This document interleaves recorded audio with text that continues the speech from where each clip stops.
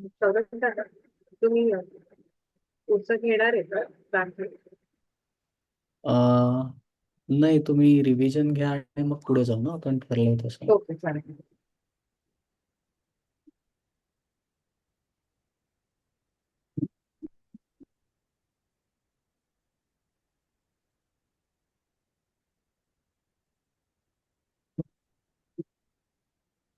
श्लोक 6 मध्ये आपण पाहिलं की समर्थ रामदास सांगत आहेत की जे विकारी असे क्रोध, काम, मद, मत्सर आणि दंभ आहेत, तर ह्यांना ह्यांचा त्याग करायचा आहे. आणि त्यानंतर श्लोक 7व्या मध्ये पुढे ते सांगत आहेत की मग नक्की काय काय अंगी बाणवायचं आहे, कशावरती आपल्याला काम करायचं आहे. तर आपण श्लोक 7चा श्लोक 7 ची उजळणी करूया. श्लोक आहे, मना श्रेष्ठ धारिष्ठ जीवी धरावे, मना बोलणेनीच शोषित जावे, स्वये सर्वदा नम्र वाचे वदावे, मना सर्व लोकांसी रे निववावे. जेव्हा काही नवीन संकल्प आपण करतो तेव्हा त्याच्या पूर्तीसाठी धैर्य म्हणजे धारिष्ट बाळगावं. आपण त्या संकल्पाच्या जेव्हा मार्गावर असतो तेव्हा लोक स्तुती करतील, निंदा करतील किंवा अवहेलना करतील, विरोध होईल, तरी सुद्धा तो मनाला न लावून घेता शोषित जावे. मग शोषित जावे म्हणजे शांत बसावे का? तर नाही. नम्र वाचेने ते पुन्हा पुन्हा आपण लोकांना समजवायला हवं. म्हणजे लोकांमध्ये जर त्याचा द्वेष किंवा विरोध होत असेल तर त्यांना निववावे म्हणजे शांत करावे.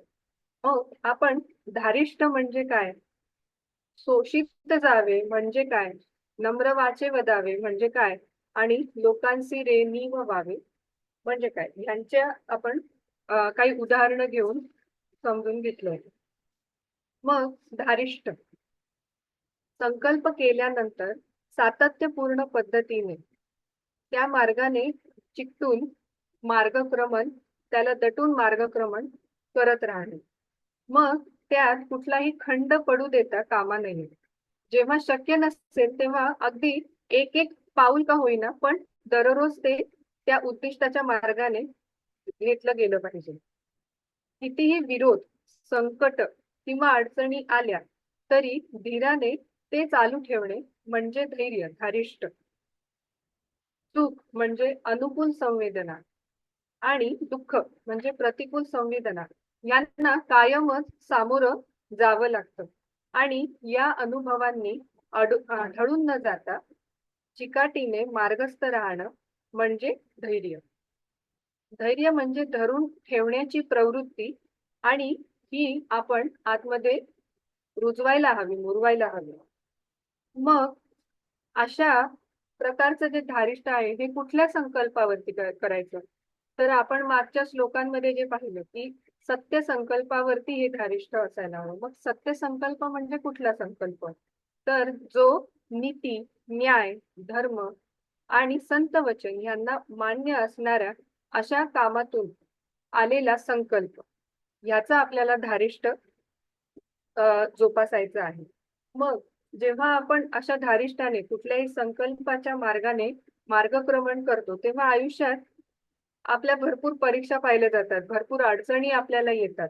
जसं की अ, अ, जर समजा संकल्पावरती आपण उत्तेजित होऊन अतिउत्साहाने काम सुरू केलं आणि तिथे काही नियोजनच केलं नाही, तर काय होऊ शकतं, तर काही दिवसांनी त्याच्यात सातत्य राहणार नाही, उत्साह कमी झाला तर, किंवा त्याच्यावरती दुर्लक्ष होऊ शकतं. त्यात येणारे वर खाली येणाऱ्या अनुभवांमुळे आपण ते दुर्लक्षित करून करणारच नाही, असं काही होऊ शकतं. त्याचं उदाहरण आपण पाहिलं होतं ससा आणि कासवाची गोष्ट, की जसं ससाने शर्यतीमध्ये उत्साहात येऊन अ, शर्यत तर सुरू केली पण त्यानंतर सातत्य ढळलं त्याचं, तिथे त्याचं धारिष्ट हे पुढे दिसलं नाही. पण तसंच कासवाचं पाहिलं तर कासवाने मात्र सातत्याने सावकाश असं पुढे मार्गक्रमण करत राहिलं तर ह्याला आपण धारिष्ठ म्हणू शकतो. त्यानंतर संकल्पावर काम सुरू केल्यानंतर होणारा बदल, त्यामुळे होणारी टीका, चेष्टा किंवा पाय ओढणं अशी काही गोष्टी घडतात. जसं की जेव्हा आपण काहीतरी नवीन गोष्ट करायला जातो तेव्हा समाजामध्ये इतरांमध्ये तर एकतर त्याची स्तुती होऊ शकते किंवा निंदा होऊ शकते किंवा आपण ते पहिल्यांदाच करत असल्यामुळे काही लोक खरंच मनापासून सावध करण्याचा प्रयत्न करतात किंवा मत्सराच्या भावनेनी आपल्याला काही सल्ला द्यायचा प्रयत्न करतात. तर त्या ठिकाणी तिथे आपण जे करत आहोत ते कसं योग्य आहे किंवा ते समजून शोषित जाणे आणि वाचे वदावे अशा पद्धतीने आपल्याला ते नम्रतेने त्यांना समजावून पुढे मार्गक्रमण करता आलं पाहिजे. त्यानंतर आपण तिसरी परीक्षा किंवा तिसरं काय घडू शकतं या संकल्पावरच्या मार्गाने चालताना ते पाहिलं की आपल्या मेंदूला कायम ही सवय असते की कुठलीही गोष्ट करताना ती ऑटो पायलट मोड वरती टाकायची, म्हणजे ती सवयीचा भाग बनते आणि तिथे आपली जी सजगता आहे ती कमी होत असते. म्हणजेच काय होतं तर ब्रेनची इन्व्हॉल्वमेंट तिथे कमी असते. मग आपल्याला माहितीच आहे की ब्रेन मल्टीटास्किंग करत असतो, त्यामुळे ही ब्रेनची टेंडन्सी असते. पण आपण ह्यामुळे असं होतं की जेव्हा काही अचानक बदल येतात तर किंवा काही चॅलेंजेस येतात तर मग इथे पटकन ब्रेनला सुचत नाही की आता काय रिस्पॉन्स द्यायला हवा. म्हणून अशा धारिष्ठावरती आपण जेव्हा संकल्पावर काही कृती घेत असतो तेव्हा तिथे आपण ते धैर्य सोडलं नाही पाहिजे आणि काहीतरी नवीन नवीन करत राहिलं पाहिजे. क्रिएटिव्हिटी त्यात आपण ठेवली पाहिजे, जेणेकरून आपलं सातत्य ढळणार नाही आणि त्याच्यामध्ये एक मोनोटोनसपणा येणार नाही. म्हणजेच आपल्याला इथे काय करायचंय मग तर संकल्पावर कृती करताना उत्साहासोबत नियोजन असायला हवं, संयम असायला हवा आणि त्या संकल्प किंवा त्या इच्छेची पूर्तता करण्याची घाई नसावी. सावकाश एक एक पाऊल पुढे टाकत ते केलं जाऊ शकतं. जशी कासवाची पाठ टणक असते आणि त्या आघाताने तो ढळत नाही, तसंच आपलं सोसणं किंवा तितिक्षा हे कौशल्य आपल्यात असावं की जिथे आपण संकल्पावरती काम करत असताना आपली दृढता कायम राहिली पाहिजे, आपलं धैर्य कायम राहिलं पाहिजे. मग आपण हे समजून घेतलं होतं की आपली स्वतःविषयीची काही एक संकल्पना असते आणि आपण स्वतःला जी किंमत देतो किंवा जसं आपण वागवतो तर आपल्याला इच्छा असते की इतरांनीही आपल्याला कसं वागवलं पाहिजे किंवा तशी किंमत दिली पाहिजे. पण अशा अपेक्षेने आपला भ्रमनिरास होतो आणि आपल्या पोटी दुःख, चिडचिड, अशांतता जन्माला येते. याचा अर्थ असा नसतो की इतर आपली किंमत करत नाहीये किंवा आपल्याला चांगलं वागवत नाहीये, पण फक्त आपल्या काहीतरी स्वतःबद्दलची म्हणजे आपला दृष्टिकोन किंवा आपले विचार ह्यामुळे आपल्याला जसं वागवावं किंवा जसं बोलावं असं वाटतं तसं फक्त तिथे घडत नसतं. पण प्रत्येक जण आपला समज, आपली स्वभाव किंवा असणारी परिस्थिती यानुसार वागत असतात. इथे आपण समजायला थोडं कमी पडतो आणि मग आपण अपेक्षा करतो की मी काहीतरी चांगलं कृत्य केलं तर त्याची वाहवा झाली पाहिजे किंवा मला दुःख झालं तर माझं सांत्वन केलं पाहिजे. पण प्रत्येक जण आपल्या आपल्या जागी बरोबरच असते हे आपण तिथे समजून घ्यायला थोडं कमी पडू शकतो. तर ह्याचं आपण उदाहरण पाहिलं होतं की जसं सूर्य तो जेव्हा उगवतो तेव्हा त्याला सांगावं लागत नाही की तो उगवला आहे. माझ्या प्रकाशाचं तुमच्या आयुष्यात काय महत्व आहे हे त्याला सांगावं लागत नाही. हे आपल्याला आपोआपच माहिती झालं आपल्या अनुभवांमधून. तसंच आपलं जगणंही असं असायला पाहिजे, प्रेरणादायी असलं पाहिजे की त्या जर आपण योग्य काम करत असू तर त्याचा योग्य तो परिणाम आपोआप समोर येतो आणि त्यासाठी आपल्यात हवी सहनशीलता, वाट बघण्याची क्षमता, कामामध्ये सातत्य आणि दररोज न थकता न थांबता संकल्पाच्या दिशेने चालत राहणे आणि यात कुठेही प्रदर्शन असता कामा नये. मग जेव्हा असं धारिष्ट आणि सोशिकता आपल्यात येते त्यावेळेस त्याच्या प्रत्येक कृतीमध्ये शब्दामध्ये विनम्रता अभिव्यक्त होते. मग इथे स्वये सर्वदा नम्र वाचे वदावे असं पुढे समर्थ सांगत आहेत. मग इथे वाचा का आलं आहे तर वाचा म्हणजेच वाणी ही मनाला आणि कृतीला लगामासारखं बांधून ठेवते. म्हणजे जे विचारात असतं तेच उच्चारात असतं हे आपण पाहिलं. पण कधी कधी जरी विचार हरलो किंवा कृतीत आपण चुकलो तरी आपल्या उच्चारात आपण कायम विनम्रता ठेवली पाहिजे.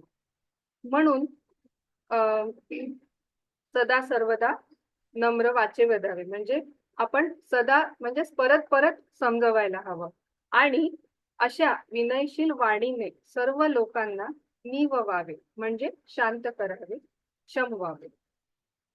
या म्हणजे आता हे सोशिकता किंवा विनम्रतेने बोलणं हे आपण जितकं म्हणजे आपण हे समजवत आहोत किंवा बोलत आहोत तितकंच ते करायला सोपं नाहीये. म्हणजे इथे एक मला गोष्ट मी एक ऐकलेली किंवा एक गोष्ट म्हणण्यापेक्षा एक उदाहरण आहे ते मी इथे सांगू इच्छिते. मुलगा जेव्हा जेव्हा लहान असतो तर त्याला हे माहिती असतं म्हणजे आपल्याला सगळ्यांनाच पहिले तर हे माहिती आहे की सूर्य पूर्वेला उगवतो आणि पश्चिमेला मावळतो. मग लहान मुलाला काय माहिती असते की सूर्य हा पूर्वेकडून पश्चिमेकडे फिरतो आहे असा तो फिरत फिरत जातो आहे. मग थोडं मोठं झाल्यावरती शाळेत जायला लागल्यावर त्याला समजतं की सूर्य फिरत नाहीये तर पृथ्वी फिरतीये. म्हणून आपल्याला सूर्य पूर्वेकडून पश्चिमेकडे जाताना दिसतोय. थोडा मोठा झाल्यावर जेव्हा खोलवर अभ्यास याचा करायला लागतो तो तेव्हा त्याला हे समजतं की सूर्य हा तारा आहे आणि पृथ्वी जरी सूर्याभोवती फिरत असली तरी सूर्य सुद्धा हा आकाशगंगेभोवती फिरत आहे. त्यानंतर जेव्हा तो अगदीच खोलवर असं पीएचडी लेवलवर वगैरे अभ्यास करायला गेला तर त्याला हे लक्षात येतं की सूर्य आणि पृथ्वी हे फिरत आहेत पण ज्या आकाशगंगेमध्ये आहे तो ती आकाशगंगा आणि तशा अनेक अनेक आकाशगंगा ब्रह्मांडात आहेत आणि त्या सर्व फिरत आहेत. मग ह्या सगळ्या आकलनानंतर या ज्ञानानंतर जेव्हा तो गच्चीवर जाऊन तो सूर्य पाहतो त्यावेळेस त्याची समज वाढलेली असते. त्याला हे लक्षात येतं की म्हणजे हा तोच सूर्य आहे पण त्याच्या सूर्य आणि हे जग याबद्दलचं त्याचं जे बघण्याचा दृष्टिकोन आहे तो यावेळेस बदललेला असतो. तसंच आपण आपली माणसं, आपलं घर, आपले नातेवाईक, आपलं कामाचं ठिकाण इथे आपण यांना कधी खोलवर समजून घेतलेलंच नसतं. आपण फक्त बघत असतो वरवर त्यांचं काय ते काय बोलत आहे, ते काय वागत आहे आणि त्यावरून आपण काहीतरी निष्कर्ष काढतो की असं झालं, असं व्हायला हवं होतं किंवा असं वागले, असं बोलले. पण आपण इथे जसं सूर्याची ही सगळी गंमत पाहिली तसं आपल्याला त्या व्यक्तीच्या आत काय चाललंय किंवा त्या काय भावनेने करत आहेत हे सगळं माहीतच नसतं. तर जर आपण आपल्या आत्मिक उन्नतीवर काम केलं, आपण स्वतःला ट्रान्सफॉर्म केलं, तर आपल्याला हे जग खूप सुंदर दिसायला लागेल. आपण सगळ्यांना जगात खोलवर समजून घ्यायला लागेल आणि मग आपण सगळ्यांवर प्रेम सुद्धा करू शकू. जे आपण सोशिकतेबद्दल बोललो की शोषित जावे, तर हे कधी शक्य आहे जेव्हा आपण या जगावर प्रेम करू. आपण यांच्या कोणाच्या चुका काढणार नाही किंवा आपण पहिले तर स्वतःवर प्रेम करू आणि त्यानंतर इतरांवर प्रेम करायलाही आपल्याला तेवढंच निस्वार्थपणे करायला ते जमेल. मग ह्यानंतर जर आपण संकल्पावर काम करताना आपल्याला कोणी विरोध केला, स्तुती, निंदा किंवा त्याच्यात काही अवहेलना केली तर आपण त्या व्यक्तीला समजून घेऊन त्याला आपण काय योग्य आहे आणि काय अयोग्य आहे हे सांगू शकतो विनम्रतेने. ह्यानंतरच आपल्यात सोशिकता, विनम्रता आपल्या वाचेमध्ये येऊ शकते. मग मला असं वाटतं की इथे जे श्रेष्ठ धारिष्ठ असं म्हणलं आहे तर जगावर प्रेम करणं, शोषित जाणं, नम्र वाचेने बोलणं हेच खरं श्रेष्ठ धारिष्ठ आहे. पहिले तर आपल्याला ह्याच्याकडे जाणं म्हणजे असं नाही की आज ठरवलं आणि उद्यापासून हे होणार आहे, पण हे कसं करता येईल याकडे एक एक छोटं पाऊल टाकून मार्गक्रमण करत राहणे, असं समर्थ रामदासांना सांगायचं असावं असं मला वाटतं. सौरभ दादा, तुम्हाला ह्यात काही ऍड करायचं आहे?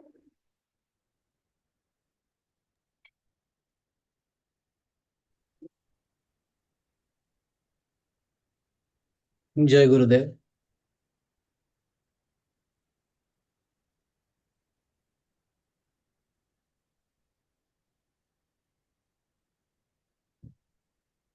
तुमचं झालंय तर देवश्री ताई, अजून हो, तुम्हाला? हो. येस.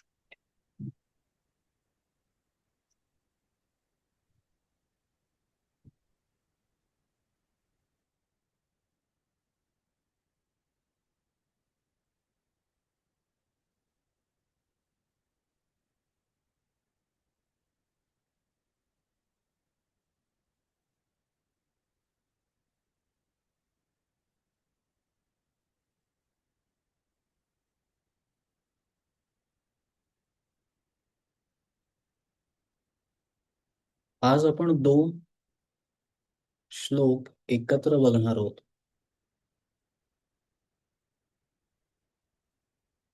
आयुष्य जगत असताना, जीवन जगत असताना आपण काहीतरी मिळवायचंय या हेतूने काहीतरी उद्दिष्ट ठेवून काम करतो, कर्म करतो किंवा कृती करण्यासाठी प्रवृत्त होतो.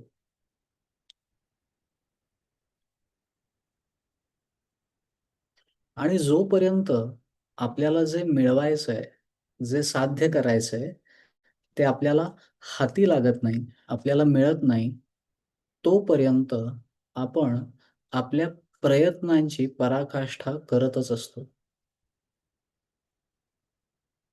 आता हा खटाटोप चाललेला असताना साधं उदाहरण घ्या. आपल्या घरात जर एखादा 10वीतला विद्यार्थी असेल आणि तो जर बोर्डाला बसला असेल आणि बोर्डाची त्याची एक्झाम असेल, तर बऱ्याच वेळेला आपण त्याला कुचेष्टेने असो किंवा त्याला चिडवायचं असो किंवा त्याच्यातला पुरुषार्थ जागा व्हावा यासाठी आपण त्याला मोटिवेशन वजा खोचक पद्धतीने बोलतो, की काय कसा चाललाय अभ्यास, जमतंय ना, होतंय ना.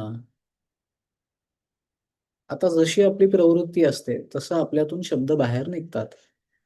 कोणी मोटिवेट करतं, कोणी खरंच काय प्लॅनिंग आहे त्याचं समजून घेण्याकरता बोलतं किंवा कोणी पूर्वीचे दाखले देतं, अरे ह्याच्याकडून बघ आता तरी करून दाखव असं.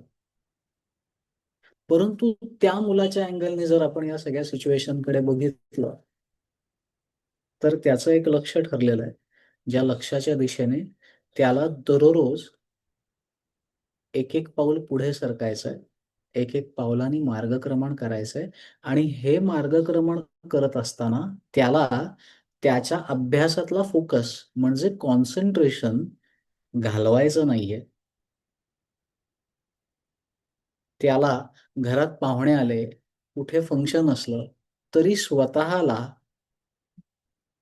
शांतपणे स्वतःच्या मनामध्ये उत्पन्न होणाऱ्या ज्या भावना आहेत, की मला जाऊन सेलिब्रेट करायचंय किंवा मला जाऊन आता मज्जा करायची आहे, याच्यावरती संयम आणायचा आहे, याच्यावरती त्याला प्रभुत्व मिळवायचं आहे.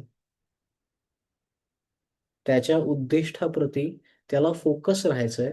ते राहत असताना लोकांकडून जे अनुभव येत आहेत, ते आतमध्ये डायजेस्ट करून स्वतःला आपल्या उद्दिष्टापासून ढळून द्यायचं नाहीये.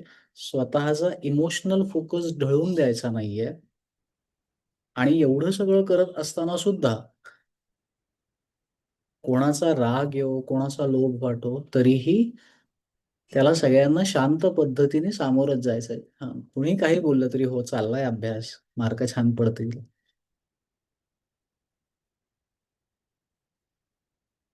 हे जसं 10वीत घडतं ना, तसं आयुष्याच्या वेगवेगळ्या टप्प्यांवरती आपल्यासोबत हीच प्रक्रिया घडते. आपण कधी हे निरीक्षण केलंय, कधी हे बघितलंय का नाही? तर आत्ता संधी आहे. थोडं निरीक्षण करून बघा. मग कधी अप्रेझलचा प्रसंग असू दे, तर कधी आपण ठरवलेलं एखादं कामाच्या ठिकाणी ठरवलेलं एखादं ऑब्जेक्टिव्ह असू देत. असं कोणतंही ऑब्जेक्टिव्ह अचीव्ह करताना त्या एंड गोल पर्यंत पोहोचण्याकरता बऱ्याच प्रसंगांना, परिस्थितीला, टीकेला, टोमण्यांना, मोटिवेशनला आपल्याला साक्षी भावाने बघावं लागतं आणि स्वतःला पुढे पुढे घेऊन जावं लागतं. मग सहनशीलता याच्यामध्ये समोरून जे इनपुट येत आहे त्याच्याविषयीही तितिक्षा हवी आणि त्या इनपुटमुळे माझ्या मनातली जी चलबिचल चालली आहे, माझ्यातली जी अस्वस्थता आहे, त्याला काबूत ठेवणं, त्याच्यावरती नियंत्रण मिळवणं, त्याच्यामुळे माझ्या प्रयत्नांच्या, माझ्या एफर्ट्स मधली क्वालिटी आणि त्याचं प्रमाण कमी न होऊन देणं.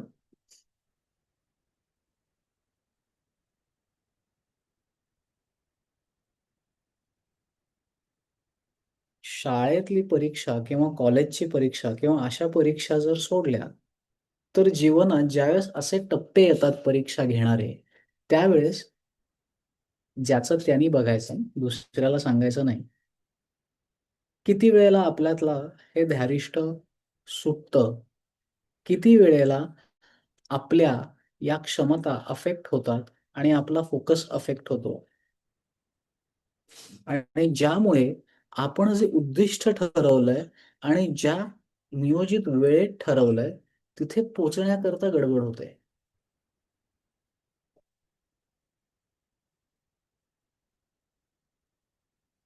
मग आता असंच हे उद्दिष्ट आपण एका परीक्षेचं उदाहरण घेऊन बघितलं. पण अशी काय प्रकारची उद्दिष्ट आपल्या जीवनामध्ये असतात बरं?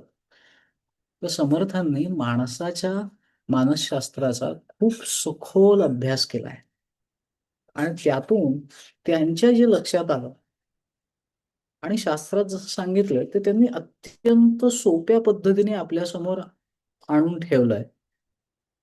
ते या 8 नंबरच्या श्लोकात आहे. ते असं आहे की देह तागिता कीर्ती मागे उरावी, मना सज्जना हीची क्रिया धरावी, मना चंदनाचे परित्वा झिजावे, परी अंतरी सज्जना निववावे. तर तुम्ही म्हणाल तुम्ही जे बोलत होतात आणि हा श्लोक याच्यामध्ये अर्थार्थी तसा काही संबंध दिसत नाहीये, पण संबंध आहे. सांगतो कसा. माणूस ज्यावेळेस कार्य करण्याकरता किंवा एखादी गोष्ट करण्याकरता प्रवृत्त होतो ना, त्याच्या मागे असतात ऐषणा. 3 पद्धतीच्या ऐषणा. ऐषणा या शब्दाचा अर्थ असा आहे की हा शब्द बेसिकली ईश धातूपासून, संस्कृत मधल्या ईश धातूपासून ह्याची उत्पत्ती आहे. इष्णम किंवा ईश, मूळ धातू ईश म्हणजे इच्छा करणे. सो जेव्हापासून आपल्याला समजायला लागलं तेव्हापासून आजपर्यंत आपण असंख्य प्रकारच्या इच्छा केलेल्या आहेत. त्या इच्छांना शास्त्रांनी 3 कॅटेगरीमध्ये विभागलंय. याला प्रामुख्याने 2 शब्द आहेत, ऐषणा आणि इष्णता असे 2 शब्द वापरतात. त्याची उत्पत्ती ईश धातूपासूनच होते.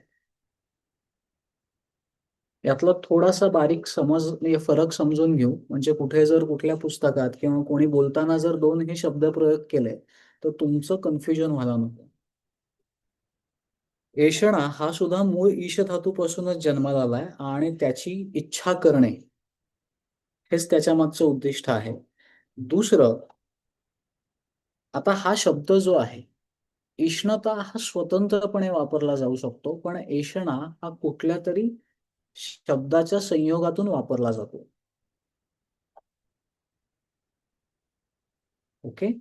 इष्णता हा साहित्यिक दृष्ट्याने बऱ्याच वेळेला वापरला जातो. ती मनाची भावनिक अवस्था किंवा मनाची त्या वेळेपुरतीची अवस्था याच्याविषयी त्याच्यामध्ये भाष्य असतं. आणि हा जो आहे तो आपल्या अवस्था, आपल्या वृत्ती, असा होलिस्टिक असा ऐषणा हा शब्द वापरला जातो. तर 3 प्रकारच्या ऐषणा समर्थांनी सांगितलेल्या आहेत. कुठल्या कुठल्या आहेत त्या ऐषणा? तर पहिली आहे धनेषणा, धन अधिक ऐषणा, धनेषणा. दुसरी आहे दारेषणा किंवा पुत्रेषणा असं पण याला म्हणतात. आणि तिसरी आहे लोकेषणा. या 3 ऐषणांच्या कॅटेगरीमध्ये आपल्याला ज्या इच्छा जन्माला येतात यांचं वर्गीकरण या 3 सेक्टरमध्ये केलं जातं.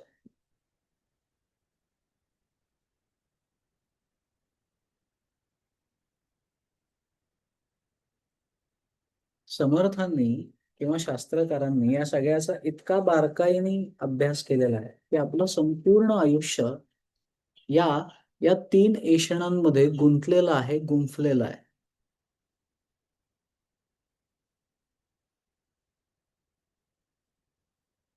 मग आता आपण संसारामध्ये असताना या तिन्ही याच्यातून जर गुंतून पडलेलो आहोत आणि उद्दिष्ट मोकळं व्हायचं किंवा मुक्त व्हायचं असेल, तर मग आता कसं करायचं?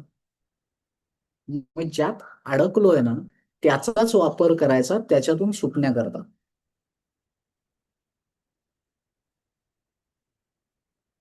कसं ते आज आपण टप्प्याटप्प्याने समजून घेऊ.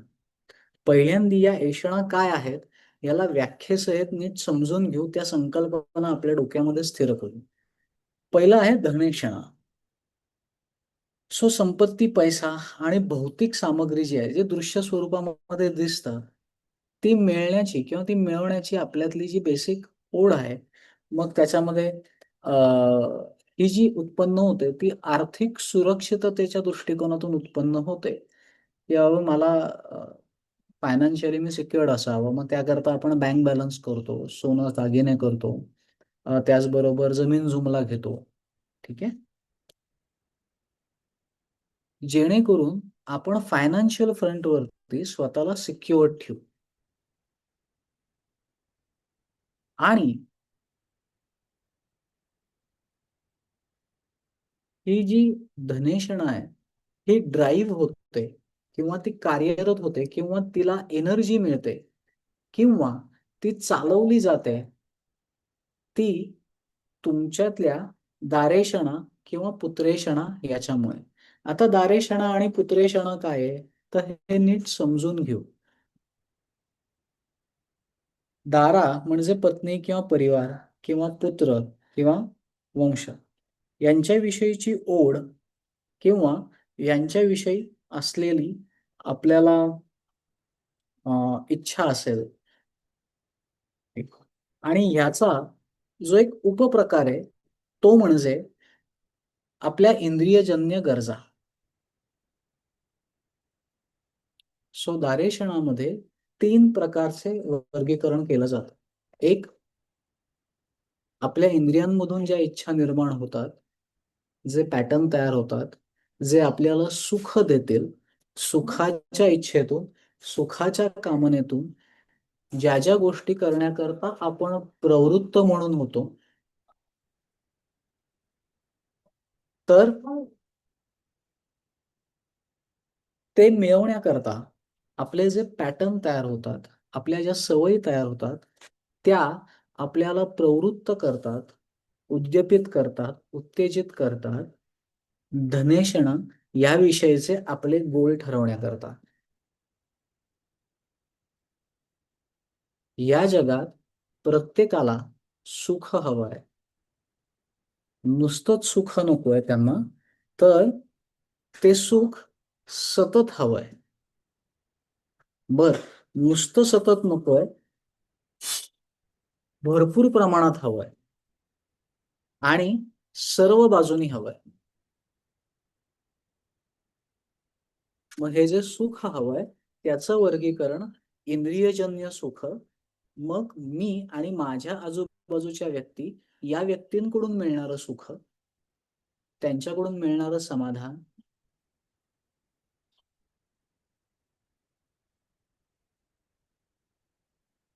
हा सगळा प्रपंच, हा सगळा खटाटोप येतो दारेशणा.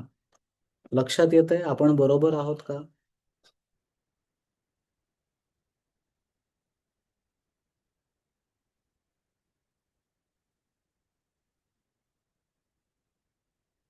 ओके.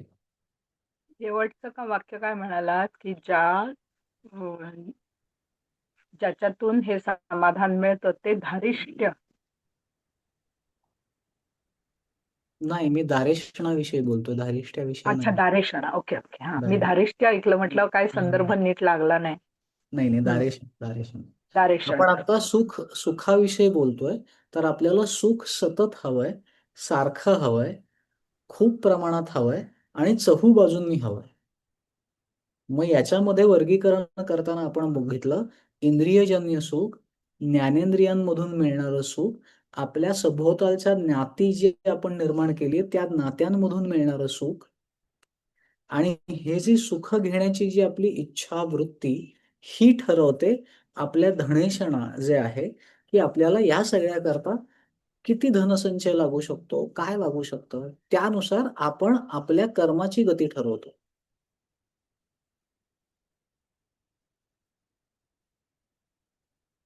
मग याच्या पलीकडे जाऊन उरतं ते येते लोकेशणा. आता इंद्रियांचा पासून सुख हवंय, त्याच्यामध्ये मी हे गृहीत धरतोय की तुमच्या हे लक्षात आलं असेल की आपल्याला जे भोग हवे असतात, मग मिष्टान्न असेल किंवा या शरीराला, ह्या देहाला जी काही सुख म्हणून जी काही त्याची संकल्पना आहे, त्याच्यामध्ये परिपूर्णरित्या अ, मज्जा करण्याकरता ज्या ज्या गोष्टी लागतात त्या इंद्रियजन्य सुखांमध्ये येतात. आता पुढे जाऊयात आपण लोकेशण. लोकेशणा काय आहे? तो लोक आणि येषणा. समाजात आपल्याला कीर्ती, नाव, आदर, मान सन्मान मिळावा अशी आपल्या आतमध्ये एक इच्छा असते.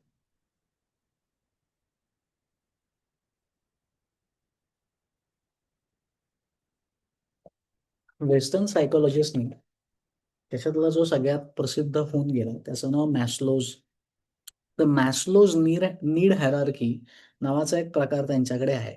आणि मग त्याच्यामध्ये काय सांगतात ते, की आपलं पहिल्यांदा अन्न वस्त्र निवारा झालं की मग माणूस सोशलकडे जातो. मग सोशल वगैरे झालं की मग तो सेल्फ ऍक्च्युलायझेशन आणि लिबरेशनकडे जातो, असं. पण आपल्याकडे शास्त्रकारांनी आपल्या ज्या इच्छा आहेत या 3 कॅटेगरीमध्ये विभागलेल्या आहेत, कारण या सायमल्टेनियसली काम करतात. ह्या परस्पर डिसिप्लिनरी मेकॅनिझम आहे, इंटरडिपेंडंट आहे. रस्त्यावरचा भिकारी असो किंवा 5 स्टार मधला म्हणजे 5 स्टार सारख्या सोयी उपभोगणारा व्यावसायिक असो, प्रत्येकाला सायमल्टेनियसली या 3 प्रकारच्या अवस्था असतातच. या 3 पद्धतीच्या अपेक्षा ते जगतातच. भले ते एक्सप्लिसिटली याच्याविषयी म्हणजे उघडपणे त्याच्याविषयी बोलतील किंवा न बोलतील, पण एकाच वेळेला या 3 पद्धतींच्या अपेक्षा इंटरडिपेंडंटरी माणूस जगत असतो. मग आता ही लोकेशणा म्हणजे काय? तर आजकालच्या काळामध्ये डिजिटल वर्ल्डमध्ये प्रत्येकजण जे आपले फोटो, सेल्फी किंवा आपले व्हिडिओ जे वेगवेगळ्या समाज माध्यमांवरती किंवा डिजिटल माध्यमांवरती अपलोड करतं आणि दिवसभर विचार करत बसतं, की कोण कमेंट करतंय, किती जणांमध्ये लाईक येतायत, कोण शेअर करतंय किंवा Twitterवरती कोण माझ्या ट्वीटला रिस्पॉन्ड करतंय लवकर. तर हाही सध्याच्या आपल्या लोकेशणा या कॅटेगरीमध्ये येणारा एक प्रकार. त्याच्या खालोखाल हे सगळं का असतं? तर त्याच्या मागची एक सुप्त इच्छा असते, की लोकांनी माझं कौतुक करावं, लोकांनी माझं म्हणणं मान्य करावं. आणि ते आपल्या आतमध्ये इतकं इनबिल्ट झालंय, की घरातलं जर लहान मूल आहे ना, त्याचं सुद्धा कौतुक केलं ना, तरच ते हसत-हसत काम करतं. म्हणजे आपल्याला स्तुतीची, आपल्या अप्रिसिएशनची केवढ्या मोठ्या प्रमाणावरती गरज आहे. आणि हे सगळं एकाच वेळेला चालतं या छोट्या ह्याच्यामध्ये. आपल्याला ते जाणवत पण नाही. बघा, एखाद्या लहान मुलाला नुसतं काम सांगा आणि त्याचं खूप कौतुक करून काम सांगा. दोन्ही वेळेला सांगितलेल्या कामामध्ये म्हणजे तुम्ही त्याला काम सांगितलं आणि नंतर त्याने ते काम केलं, या दोन्ही अप्रोचमध्ये जमीन आसमानाचा फरक असेल. नुसतं काम करायला सांगितलं तर तो कटकट करत काम करेल. कारण तुम्ही त्याच्या खेळण्यामध्ये किंवा त्याच्या काहीतरी गोष्टींमध्ये व्यत्यय आणलाय. आणि दुसऱ्या ह्याच्यात जर तुम्ही सांगाल, "अरे तू किती छान आहेस, किती हुशार आहेस आणि मग तू हे काम कर." मग तेच काम करण्यामागचा त्याचा दृष्टिकोन, त्याची जी एनर्जी लागते ही बदलते. काम तेच असतं. फक्त आपण आपला अप्रोच बदलला, की समोरच्याचा अप्रोच लगेच बदलतो. मग अशी ही लोकेशनं. आता ही लोकेशनं इथपर्यंत व्यापून उरलेली आहे, की जी माणसं चांगली नाहीयेत, योग्य नाहीयेत, दुर्वर्तनी आहेत. मग त्यांच्यातला जो दंभ आहे, तो दंभ याला सुद्धा चांगुलपणा मिरवायचा असतो. मग अशी माणसं काय करतात? मग स्वतःच्या संपत्ती आणि पैशाच्या जोरावरती स्वतःचंच मोठेपण मिळवण्याकरता यथोचित प्रयत्न करतात. सो चांगला असू देत, वाईट असू देत, लहान असू देत, मोठा असू देत, कोणी असू देत, स्त्री असू देत, पुरुष असू देत, जे कोणी या बॉडी माइंड इन्स्ट्रुमेंटमध्ये आलेलं आहे या भूतलावरती, त्याला या 3 प्रकारच्या ऐषणांना सामोरं जावं लागतं. मग आता सामोरं जायचंय, तर समजून उमजून त्यांना यथायोग्य पद्धतीने जर हाताळता आलं, तर आपल्याला मार्गक्रमण करणं सोपं होईल. मग इथे कामाला येतं ते धारिष्ट्य. धारिष्ट्याचा जन्म होतो एखादी गोष्ट समजून घेण्याची आपली क्षमता, ती क्षमता जन्माला येते आपली निरीक्षण करण्याची क्षमता. निरीक्षण करण्याची क्षमता जन्माला येते आपण किती शांत आहोत याच्यातून.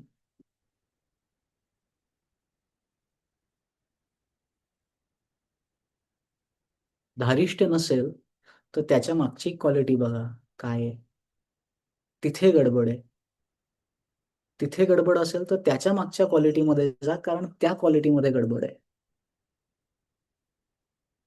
म्हणून धारिष्ट्य जगता येत नाही.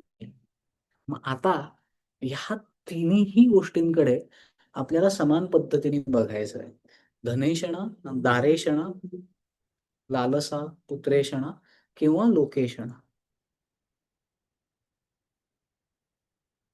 धनेषणा ही दृश्य स्वरूपामध्ये, कारण त्याच्याकरता आपण कृती करतो. आपण त्याच्याकरता बोलतो, की हां, माझं पॅकेज एवढं आहे, माझे सेव्हिंग्ज एवढे आहेत, माझं फायनान्शियल प्लॅनिंग एवढं आहे. ह्याच्याविषयी आपण अधिक पद्धतीने व्यक्त होतो. पण हे जे ड्राईव्ह होतं, हे त्याच्यापेक्षा सूक्ष्म गोष्टीमुळे आणि ती सूक्ष्म गोष्ट म्हणजे दारेषणा आहे. दृश्य स्वरूपात धनेषणा दिसतीये, वस्तू स्वरूपामध्ये, पण त्याला जे ड्राईव्ह करतंय ते आहे दारेषणा. आणि दारेषणा जन्माला येते आपल्यातल्या सवयीमुळे. आपल्यातल्या सवयी जन्माला येतात. मग भावनिक, इंद्रियजन्य, आपण ठरवलेली गोल, हे सगळं तयार होतं आपल्याला मिळालेल्या एन्व्हायर्नमेंटनुसार. आणि त्या एन्व्हायर्नमेंटमधून आपल्याला जे इनपुट मिळत गेलं आणि त्या इनपुटनुसार आपल्या जीवनाविषयीच्या ज्या संकल्पना तयार झाल्या, त्या संकल्पनांमधून आकाराला येते ती दारेषणा. आणि दारेषणा आणि लोकेषणा हे आकाराला आल्यावर आपण ड्राईव्ह होतो धनेषणाकडे. सो क्रमवारीमध्ये जर बघितलं, तर दृश्य स्वरूपामध्ये आपल्याला धनेषणा दिसेल. जिला ड्राईव्ह करते सूक्ष्म स्तरावरती जे असतं, ती आहे दारेषणा आणि सूक्ष्मातलं जे उत्कट आहे, ती आहे लोकेषणा. सो या इच्छांचे 3 स्तर आहेत.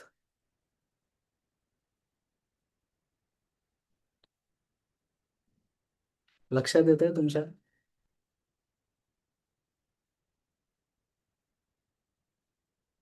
आता हे जर 3 गोष्टी कळल्या असतील ना, तर स्वतःच्या आयुष्यामध्ये आजवर कुठल्या-कुठल्या या 3 पैकी कुठल्या गोष्टीवरती आपलं अधिक लक्ष जात होतं, कुठे आपला अधिक फोकस होत होता, हा या आठवड्यामध्ये स्वाध्याय करा. मी माझ्या जीवनामध्ये आजवर कशात इन्व्हेस्ट केलं आणि काय इन्व्हेस्ट केलं? त्याच्या मागचा ड्रायव्हिंग फोर्स कुठली येषणा होती? आणि इथून पुढचा जो माझा कार्यकाळ आहे, तो मला कुठल्या येषणेमध्ये गुंतवायचा आहे? आणि तो का गुंतवायचा?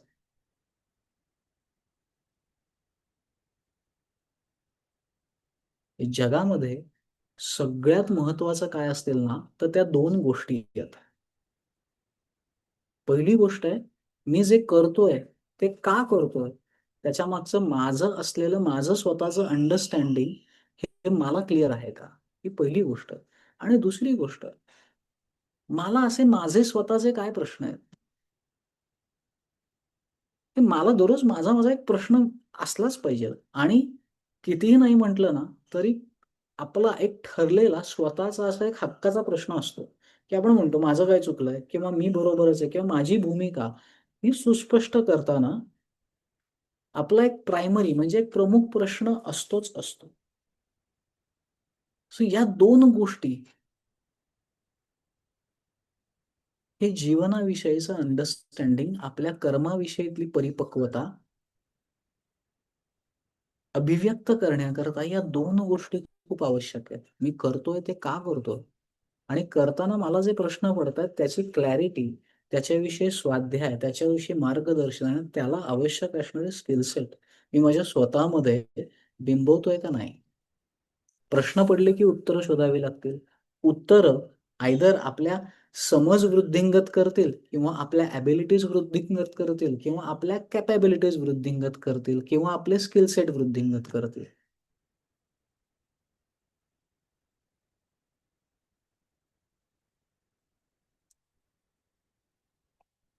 आणि skill at a scale creates an impact. आजच्या कॉर्पोरेट वर्ल्ड मधला खूप फेमस वर्ड आहे, इम्पॅक्ट पाहिजे तुमचा.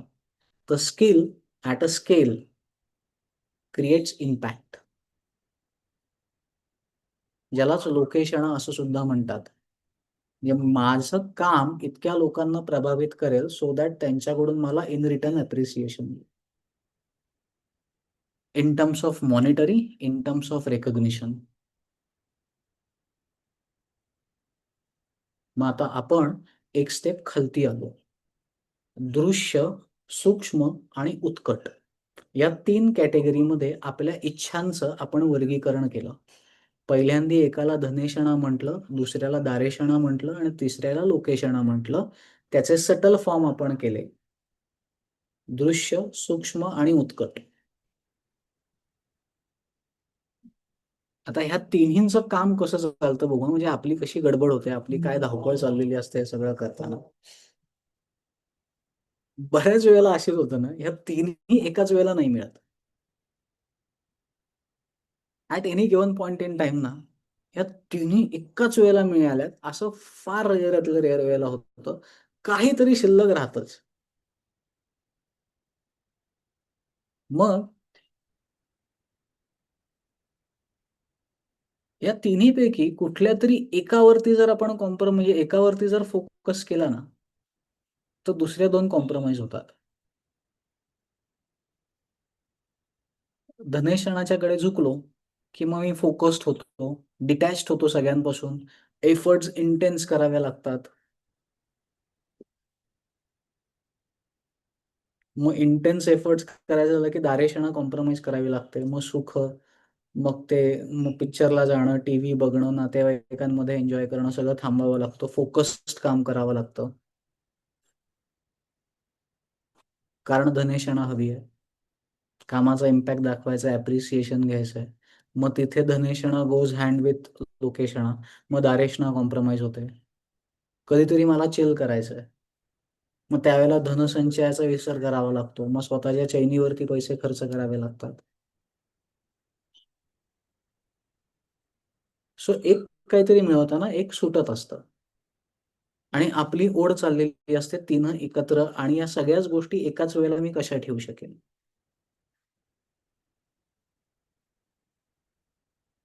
सिकंदरची एक गोष्ट आहे, तो ज्यावेळेस भारतात आला होता त्यावेळेस एका संन्याशाला भेटला. त्याला अख्खं जग जिंकायचं होतं. त्यावेळेस त्या संन्यासी एका अ, अ, त्याच्या चमड्याच्या आसनावरती बसला होता आणि तो त्याला काही प्रश्न विचारतो. त्यावेळेस तो हसून त्याला उत्तर देताना त्या चमड्यावरती एके ठिकाणी पाय ठेवला की ते दुसऱ्या ठिकाणी वरती यायचं. दुसऱ्या ठिकाणी पाय ठेवायला गेला की ते तिसऱ्या ठिकाणी वरती यायचं. याच्यातून ते त्याला हे समजून सांगत असतात की तू सगळं जग तर जिंकू शकत नाहीस. पण एक दाबायला जाशील तर दुसरं वरती येईल. ते वरती आल्याला दाबायला जाशील तर तिसरं वरती येईल. सो असं हे तिन्ही एकत्र कुठे मिळू शकतील? असा मार्ग समर्थांनी सांगितला.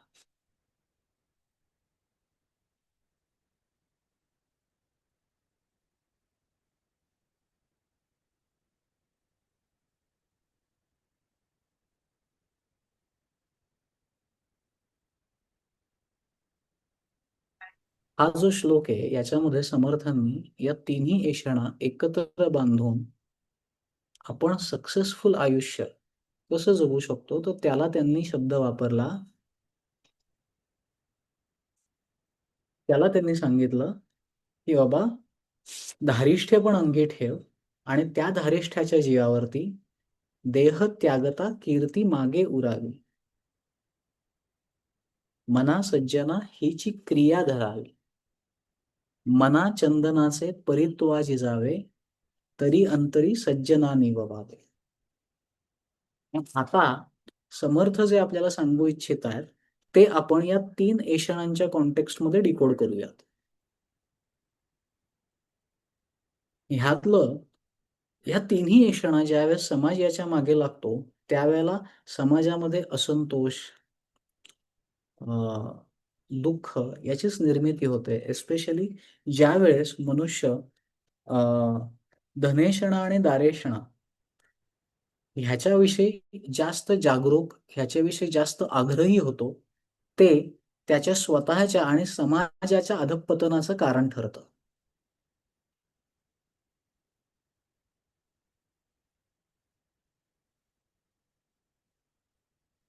म्हणजे ज्यावेळेस आपण एक्स्ट्रीम कडे जातो, की नाही मला पैसा, पैसा हवा आहे आणि दुसरं एक्स्ट्रीम पकडतो आपली भौतिकजन्य सुख. या 2 एक्स्ट्रीममुळे समाजाचं खूप मोठ्या प्रमाणावरती नुकसान होतं.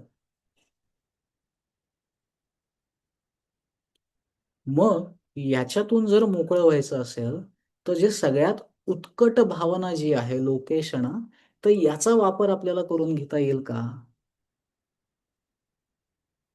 मग लोकेशणा जर का बरं लोकेशणा सुद्धा निवडलं गेलं?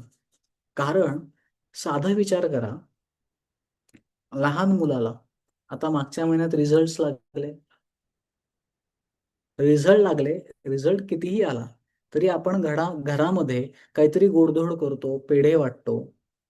कारण त्या मुलालाही वाटतं माझी सक्सेस सेलिब्रेट व्हावी. मला ॲप्रिसिएशन मिळावं.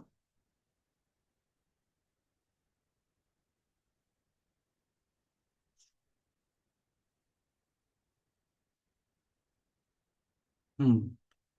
आता आपण जे बोलतोय ना आता श्रीनिवासजी, ह्या एक्स्पेक्टेशन्स पेक्षा आहे ना, या इच्छा आहेत आपल्या. अपेक्षा कधी-कधी अवास्तव रूप घेतात, पण इच्छा अवास्तव नसतात. इच्छा असतात आपल्या. छान वाटतं इच्छा असाव्यात. तर मग यातली जी सगळ्यात उत्कट इच्छा जी आहे ना, की लोकांचं ॲप्रिसिएशन मिळावं, ती का उत्पन्न होते बरं? कारण ज्यावेळेला आपण जशी परीक्षा उन्नत होतो, म्हणजे आपलं मन आणि बुद्धी ज्यावेळेला एक स्तर वरती जातं, ज्याला आत्ताच्या एज्युकेशन सिस्टममध्ये आपण स्टँडर्ड केलं, की पहिलीतून दुसरीत, दुसरीतून तिसरीत, 10वीतून 11वीत. याच्यात अपेक्षित काय आहे? तर माणसाचा असा विकास व्हावा, की त्याची मन आणि बुद्धी एका पायरीवरून पुढच्या पायरीवरती जावी. कैफियत फक्त इतकीच आहे, तिथे फक्त आकडे बदलतायत. बुद्धी आणि मन हे दोन्ही इंद्रियजन्य सुखांकडे अधिक आकर्षित होतंय. उन्नत व्हायच्या ऐवजी अधिक पतनाकडे चाललंय. हा विरोधाभास निग्लेक्ट करूयात. परंतु जसं मन आणि बुद्धी एक क्रम वरती चढतं, तसं त्याची आपसूक अपेक्षा उत्पन्न होते. तो ज्यावेळेस दुसऱ्यांपेक्षा स्वतःला बेटर असं त्याचं अंडरस्टँडिंग बनतं, त्यावेळेला ऍप्रिसिएशन ही स्वाभाविक उत्पन्न होणारी भावना आहे. मग हे ऍप्रिसिएशन, ही लोकप्रियता कशी असावी, हा जर तुझा मूलभूत इन्स्टिंक्ट असेल, तर समर्थ त्याला म्हणतात की देह त्यागिता कीर्ती मागे उरावी, मना सज्जना हिची क्रिया धरावी. तुला लोकप्रियता ही तुझी उत्कट भावना आहे ना, तुला हे सगळं कशा करता हवंय? तो लोकांनी तुझी सुपेरियरिटी किंवा तुझे चांगलं कौतुक करावं, तुझ्यातल्या चांगल्या गुणांचं अप्रिसिएशन करावं, असं जर तुला वाटत असेल, तर मग ते कुठपर्यंत अप्रिशिएट करावं? तर तू ज्यावेळेस देह ठेवशील ना, तर ते देह ठेवल्यानंतर सुद्धा तुझी कीर्ती मागे उरली पाहिजे. आणि मग तसं जर तुला लोकांकडून ऍप्रिसिएशन, कौतुक हवं असेल, तर ते ज्याच्यातून मिळेल अशा पद्धतीची कृती तू अंगीकार.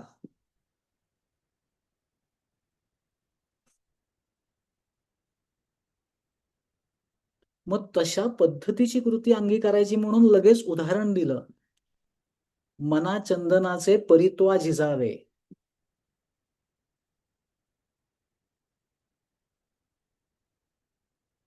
आता चंदन का वापरलं बरं इथे?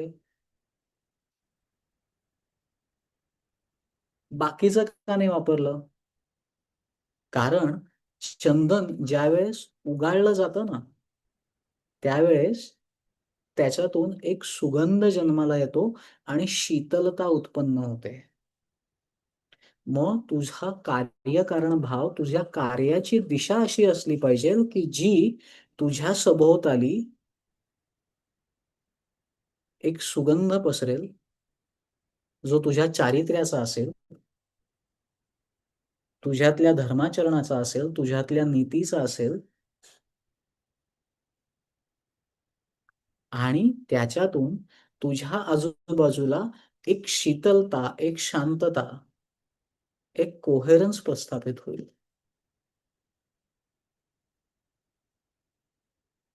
म्हणून इथे चंदनाची उपमा दिली आहे.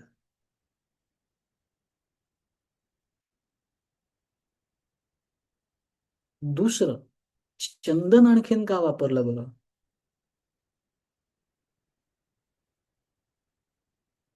चंदन उगाळल्यावरतीच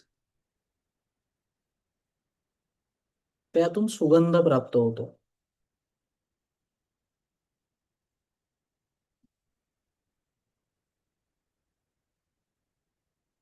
हा, धनेशणा आहे आणि दारेशणा आहे.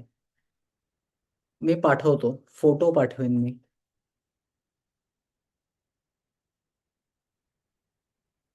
श आणि न असे जोडलेले नाहीयेत, वेगवेगळे जोडाक्षर नाहीये ते.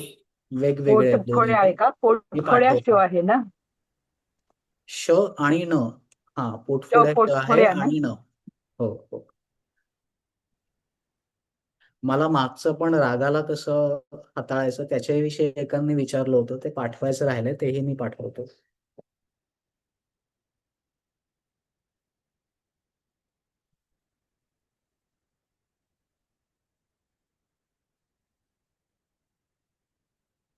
लक्षात येतंय का?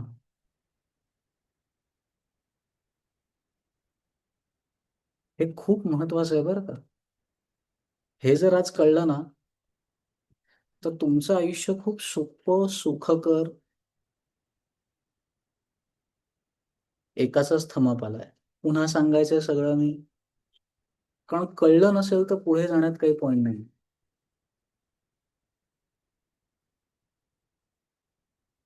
कळलंय, पुढे जायचं नाहीये.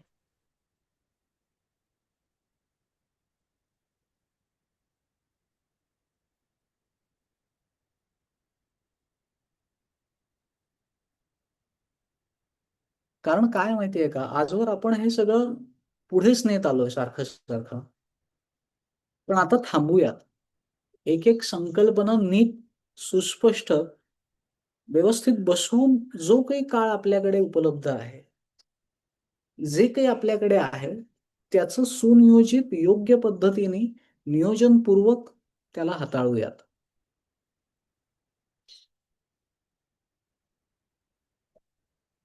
मग लोकेशणा ही जी उत्कट भावना आहे, त्याला त्या कीर्तीच्या अभिलाषेला समर्थांनी कुठवर नेऊन ठेवलं, तर मरणोत्तर सुद्धा ती कीर्ती टिकली पाहिजे.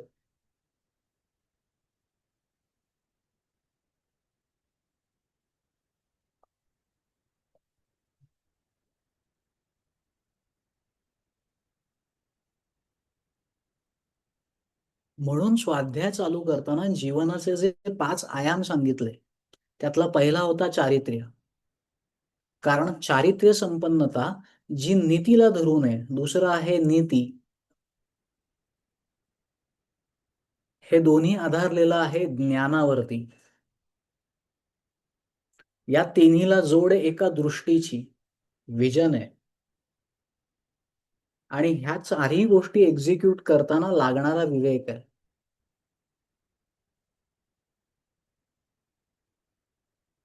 या 5 गोष्टी ज्या व्यक्तित्वाचा अंगीभूत भाग असतील,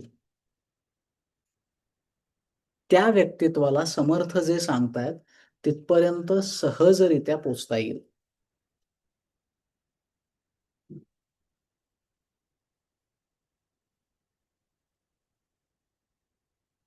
चारित्र्याचा सुवास, चारित्र्याचा सुगंध आणि चारित्र्य हे आजूबाजूला शांतता प्रस्थापित करतं.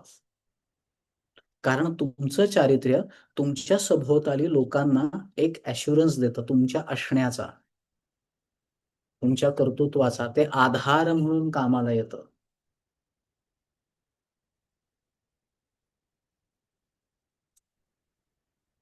मग अशी अभिलाषा की मेल्यानंतर आपली कीर्ती उरावी. कीर्ती म्हणजे आपल्या कार्याचा, आपल्या कामाचा, त्याचा इम्पॅक्ट उरावा. आपण केलेल्या कामाचा परिणाम शिल्लक राहिला तर परिणामातून आपल्या नावाविषयी चर्चा व्हावी. सध्याच्या युगामध्ये बऱ्याच वेळेला असं दिसतं की ज्यांच्या हातात सत्ता आणि संपत्ती एकवटलेली आहेत, अशी माणसं पैशाच्या जोरावरती वेगवेगळ्या संस्था, मालमत्ता उभ्या करतात. लोकांच्या अडी-अडचणी भागवून त्यांच्यावरती स्वतःची पॉप्युलॅरिटी लादतात किंवा मी तुला काहीतरी मदत केली आहे, इन रिटर्न्स तू माझा गवगवा कर, माझ्याविषयी स्प्रेड कर. अशी ही जाहिरात किंवा प्रसिद्धी ही सध्याच्या जगतामध्ये विकत घेतलेली दिसून येते. परंतु ही काही काळ टिकते. चिरकाल नाही टिकत.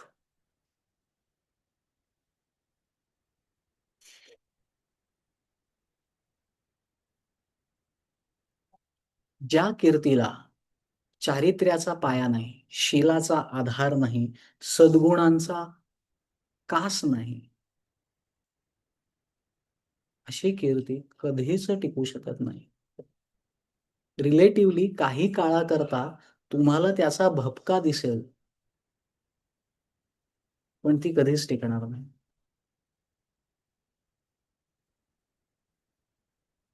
साधं उदाहरण घ्या ना. अफजल खानही होता, औरंगजेबही होता आणि शिवाजी महाराजही होते. कोणाची कीर्ती आत्ता जास्त टिकू नये, किती उरू नये? रामही होता, रावणही होता, कंसही होता, कृष्णही होता. आता दृश्य काय दिसतंय?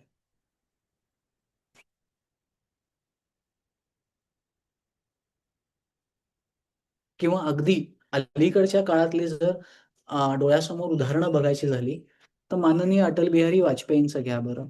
असा कुठलाच व्यक्ती तुम्हाला सापडणार नाही की जो त्यांच्याविषयी टीका करेल.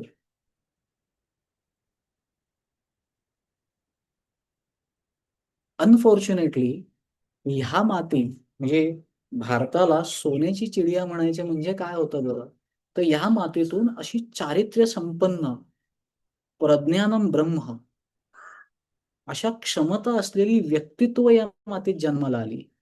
हे या मातीचं सोनेपण होतं आणि हे सोनेपण पुनःप्राप्त करून घेणं हे ह्या पिढीचं आपल्या सगळ्यांसमोरचं आद्य कर्तव्य आहे. सोनेपण हे एका गोष्टीत नसतं, एका वस्तूत नसतं, तर ते आपल्या पुरुषार्थात असतं आणि या मातीतून असे पुरुषार्थ ज्यांनी या जगाला वसुधैव कुटुंबकमची संज्ञा दिली, ज्यांनी या जगाला शून्याची देणगी दिली, असे चारित्र्य संपन्न लोक ह्या मातीमध्ये जन्माला आले. अशा संतांची, अशा चांगल्या चारित्र्य लोकांची मांदियाळी ह्या भूमीत जन्माला येते. आणि का जन्माला येते? कारण या भूमीचं नाव आहे भारत. भा म्हणजे ज्ञान, भा म्हणजे बुद्धी, भा म्हणजे भक्ती. ज्ञान भक्ती याच्यामध्ये तल्लीन, त्याच्यामध्ये रममाण असणाऱ्या लोकांचा हा प्रदेश, म्हणून आपण भारतीय आहोत.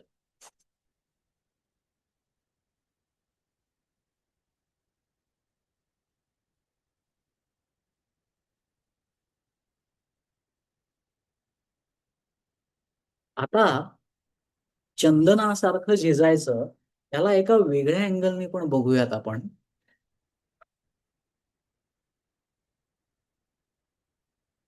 सपोज माझ्याकडे एक स्किल आहे. एक उदाहरण घेऊ आपण. माझ्याकडे स्किल काय आहे बरं? तर माझ्यातलं स्किल आहे की मी दगडामधून आहे ना छान आकार, कोणी त्याला मूर्ती म्हणेल, कोणी त्याला आकार म्हणेल किंवा कोणी आणखीन काही म्हणेल, शिल्प म्हणूयात आपण. दगडातून शिल्प मला बनवता येतं. हे झालं माझ्यातलं असलेलं स्किल. मग आता समर्थ आपल्याला काय सांगतायत की चंदनासारखं झिजायचंय. म्हणजे काय? तर या स्किलचा इतका वापर करायचा आहे, त्याला इतकं तावून सलाखून इतक्या पद्धतीने त्याचा वापर करायचा आहे आणि त्याचा वापर कशाकरता करायचा आहे? तो लोकांच्या हितासाठी त्याचा वापर करायचा आहे. आजूबाजूच्या लोकांना निववावं असं 7व्या श्लोकामध्ये सांगितलेलं होतं.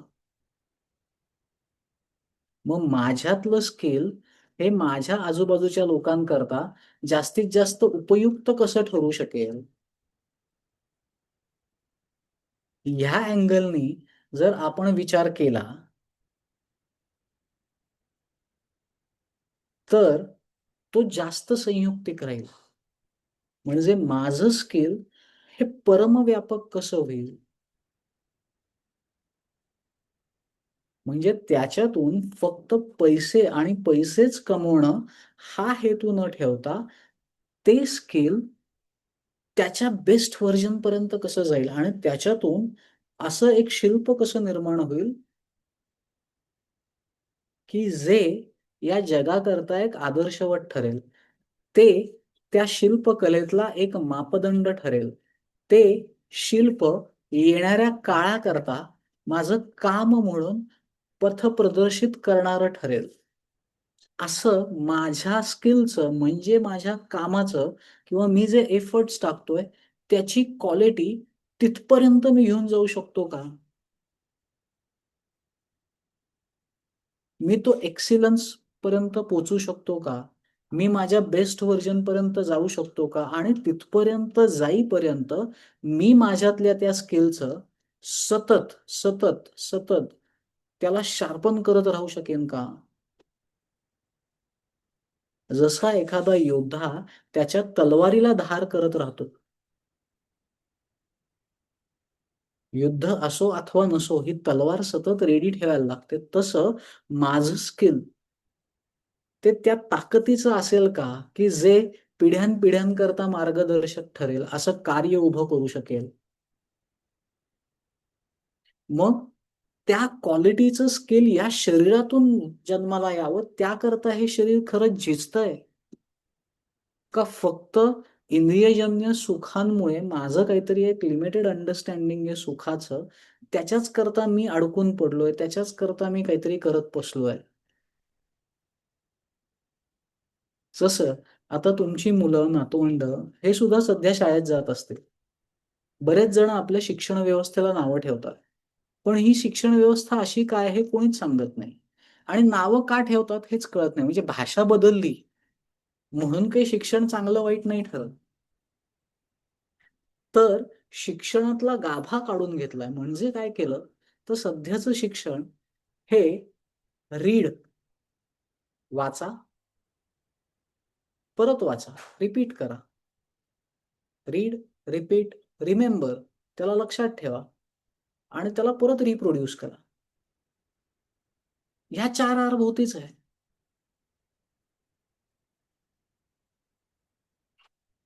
आणि पूर्वीची शिक्षण पद्धती कशावरती होती? तर एक्सपिरियन्स घ्या, अनुभवा. अनुभवाच्या नोंदी नोंदवून ठेवा.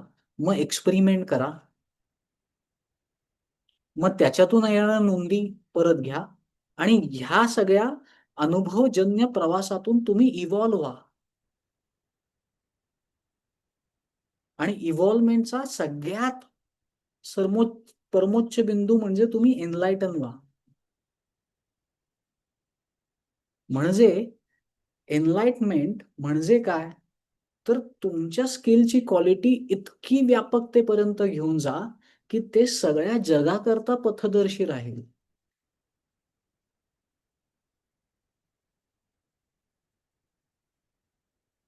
एनलाइटमेंट म्हणजे साक्षात्कार. साक्षात्कार म्हणजे तरी काय?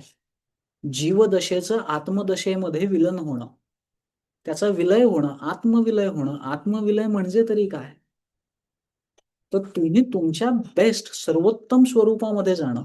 मग मी जर सर्वोत्तमात स्वरूपात असेन, तर आणि तरच माझ्यातून सर्वोत्तम निर्माण होणार आहे.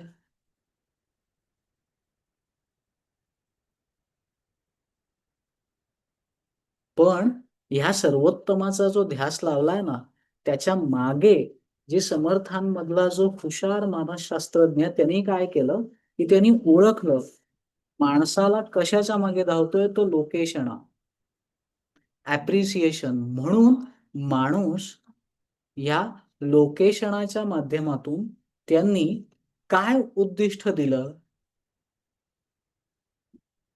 की कीर्ती मागे उरावी, चंदनापरी झिजावे.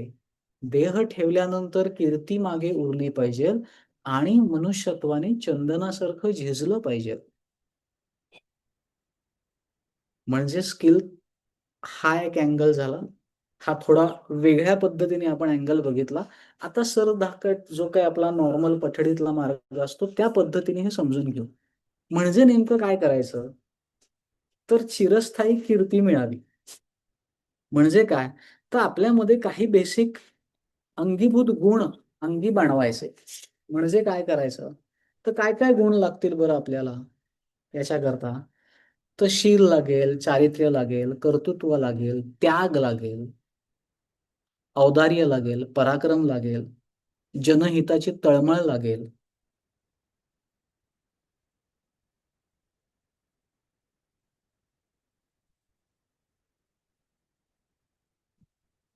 बऱ्याच अंशी काय होतं ना, हे सद्गुण आपल्याकडे काही-काही विशिष्ट परिस्थितीमध्ये प्रकट होतात.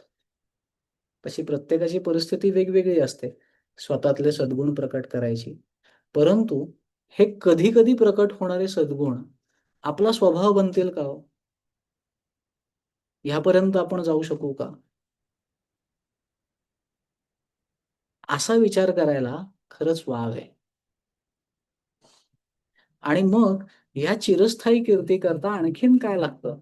तर निस्वार्थीपणे श्रम घ्यावे लागतात. त्याग लागतो, सातत्य लागतं. लोकांना सुखावण्यासाठी, समाजाच्या आणि देशाच्या हितासाठी सतत प्रयत्नशील राहावं लागतं आणि हे सगळं करत असताना स्वतःच्या शरीर सुखाकडे दुर्लक्ष करावं लागतं. स्वतःला सेकंडरी ठेवावं लागतं आणि आपल्या आजूबाजूच्या लोकांना प्रायोरिटीवर यावं लागतं.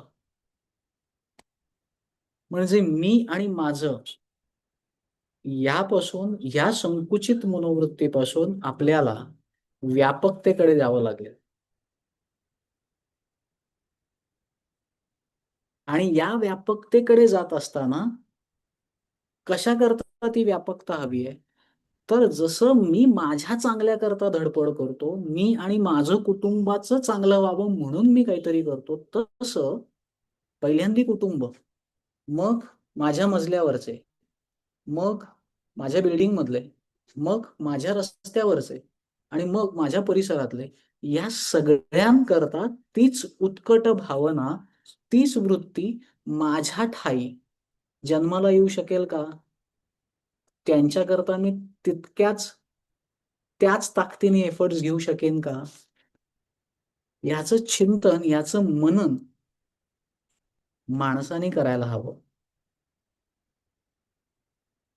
मी आणि माझा या संकुचित पिंजऱ्यातून बाहेर पडायला हवं आणि झिजण्याची सुरुवात म्हणजे कुटुंबापासून. आजकाल आपण कुटुंबामध्ये तरी एकमेकांकरता किती झिजतो.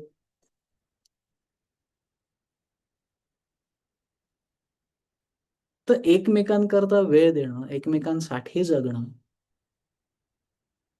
मीच्या वलयातून बाहेर येणं आणि खरं जीवनाला आलिंगन देणं, या प्रक्रियेकरता समर्थ आपल्याला बोलवतात. जीवन भूतकाळात घडून गेलेल्या स्मृतींमध्ये नाहीये, भविष्यातल्या आशेमध्ये नाहीये, तर वर्तमानाला आलिंगन देणं हे जीवनाचं खरं नाव आहे. आणि ते आलिंगन द्यायचं म्हणजे काय? तर मी माझ्यापासून व्यष्टीपासून समष्टीपर्यंतचा प्रवास करायचा म्हणजे काय? तर हे विश्वची माझे घर, ऐसी मती जयाची स्थिर, किंबहुना चराचर आपणची जाहला. किंवा तुकाराम महाराज म्हणतात, विष्णुमय जग, वैष्णवांचा धर्म, भेदाभेद आम्हा अमंगळ. असं सगळ्यांप्रती माझी समान दृष्टी निर्माण होईल का? सगळ्यांचं चांगलं व्हावं ही तळमळ माझ्यामध्ये निर्माण होईल का?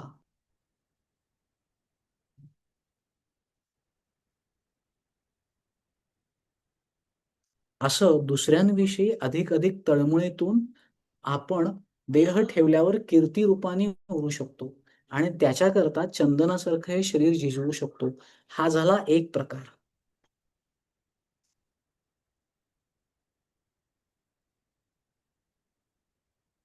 म्हणजे याच्यामध्ये प्रामुख्याने मी सोडून आजूबाजूच्या सगळ्यांच्या कल्याणाचा विचार आहे आणि ह्या कल्याणातून मी कीर्तिरूपी शिल्लक राहीन आणि ते कल्याण नुसता विचार नाहीये, तर ते कल्याण प्रत्यक्षात यावं म्हणून मी माझं शरीर झिजवतोय. मग नुसतं शरीर नाही झिजवत आहे. शरीर झिजवणं म्हणजे काय? तर दारेशणा कॉम्प्रोमाइज करतोय. जसं पुण्यातले स्त्री शिक्षण संस्था ज्यांनी स्थापन केली, असे ते महान कर्मयोगी महर्षी कर्वे. महर्षी म्हणतात त्यांना. का म्हणतात बरं? त्यांच्या आयुष्यातला एक प्रसंग आहे.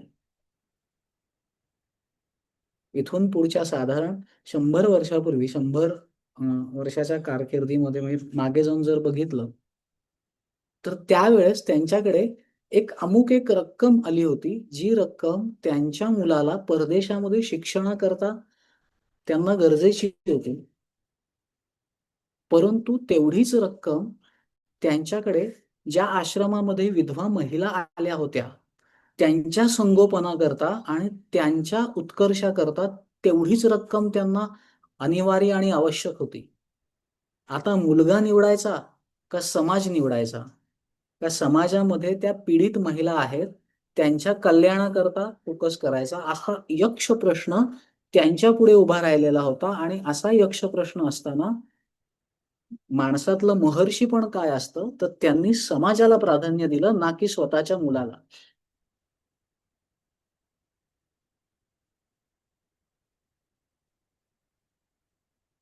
आज आपल्याला त्यांची संस्था माहिती आहे, त्यांचा पुतळा माहिती आहे, पण त्यांच्या जीवनामागे, त्यांच्या जीवन कार्यामध्ये एवढा मोठा त्याग आहे जो त्यांनी या समाजाकरता केलाय.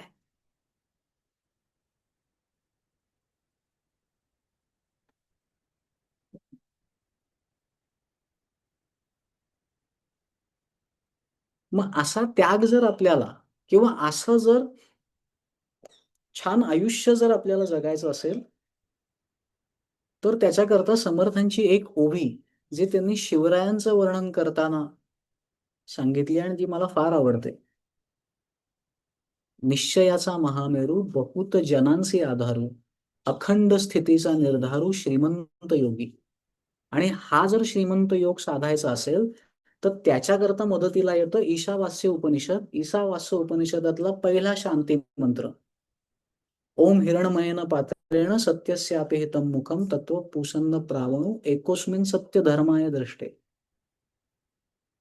म्हणजे काय, तर सत्याच्या मुखावरती हे सोन्याचं पात्राने झाकलेलं आहे सत्य, ते मला सूर्यप्रकाशासारखं लख्ख दिसू देत, मला सत्य बघू देत, मला सत्य समजू देत. तेच समर्थांनी आपल्याला आधीच्या ओळ्यांमध्ये सांगितलं, मना सत्य संकल्प जीवी धरावा. असा ज्यावेळेस सत्य संकल्प मनामध्ये उत्पन्न होईल, तो जगताना हाती लागेल ते धारिष्ट्य. कारण तो सत्य संकल्प जगताना, समाजासाठी जगताना समाजाकडून टीका येईल, ती तितिक्षेने सहन करायची आहे. मग आपण स्वतः नम्र वाचे वदावे. मग हे कार्य करत असताना, निस्वार्थीपणे सगळं कार्य करत असताना आपल्यातला नम्रता ही अजिबात ढळता कामा नये. आणि बोलणं हे एक कंट्रोलिंग फॅक्टर दिलाय. मनामध्ये चुकीचा विचार कधीतरी येऊ शकतो, तो कृतीपर्यंत जर जाऊन द्यायचा नसेल तर त्याच्यावरती वाणीने संयम ठेवता येतं. सो वाणी हा कंट्रोल ट्रिगर आहे. म्हणून नम्र वाचे वदावे. वदावे वाचेमध्ये चांगलं, वदावे म्हणजे व्यक्त व्हावे.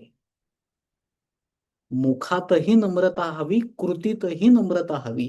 आणि विचारात मध्ये जर चुकीचं काहीतरी असेल तर ते नम्र बोलण्यातून खोडलं गेलं पाहिजे, ते कृतीपर्यंत जाऊ देता कामा नये. आणि मग निस्वार्थीपणे त्यागवृत्तीने मी पासून आम्ही या संपूर्ण जगताची जबाबदारी घेऊन निस्वार्थीपणे त्यागवृत्तीने या समाजाच्या कल्याणासाठी झटणे, झगडणे, कार्यरत राहणे, रममाण राहणे, हा देह ठेवल्यावरती कीर्तिरूपी शिल्लक राहण्याचा एक मार्ग. आता दुसरा मार्ग, त्याच्यामध्ये आपण स्किल समजून घेतलं. आपलं स्किल तासून तासून तासून तासून तासून इतकं परफेक्शन पर्यंत गेलं पाहिजे की ज्याचा या समाजाला खूप उपयोग झाला पाहिजे. जसे डॉक्टर असतात, ते पैसे घेतात, परंतु त्यांच्या स्किलमुळे लोकांना फायदा होतो. आणि सध्याच्या जगात जर बघायला गेलं तर अभयभंग असतील किंवा तुमचे गडचिरोलीचे डॉक्टर हेमल कसातले, मी नाव विसरलो त्यांचं, प्रकाश हा, आमटे आणि आमटे विकास. कुटुंबीय असेल, आमटे कुटुंबीय असेल, आता त्यांची चौथी पिढी या निस्वार्थ देशकार्यामध्ये समर्पित होतीये. संपूर्ण आमटे कुटुंब, एक दोघ जण नाही. मग असा असा समाज यज्ञ, त्याच्यामध्ये माझ्या कर्माची आहुती दिली जातीये का?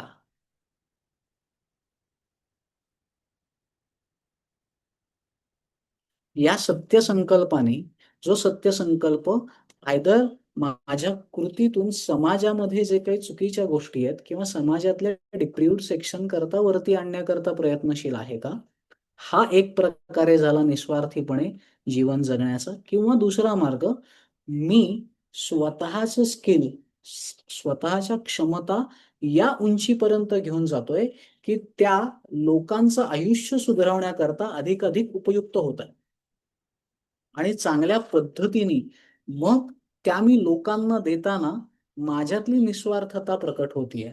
म्हणजे मला काही हवंय म्हणून मी लोकांना माझं स्किल देत नाहीये. तर माझ्याकडे चांगलं स्किल आहे, त्याचा लोकांना उपयोग व्हावा, त्याच्यातून लोकांचं जीवन समृद्ध व्हावं, ह्याकरता मी स्वतःला ऑफर करतोय.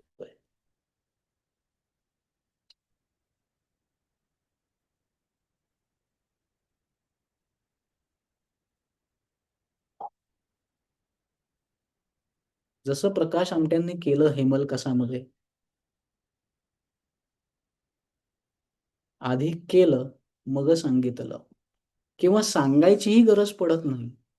जसं देवश्रीताई आपल्याला सांगत होते ना, सूर्य उगवल्यावरती प्रकाश पडतो, तसं तुम्ही त्या ताकदीचं काम उभं केलं तर जगाला सांगावं लागत नाही, जग त्याची दखल घेतं.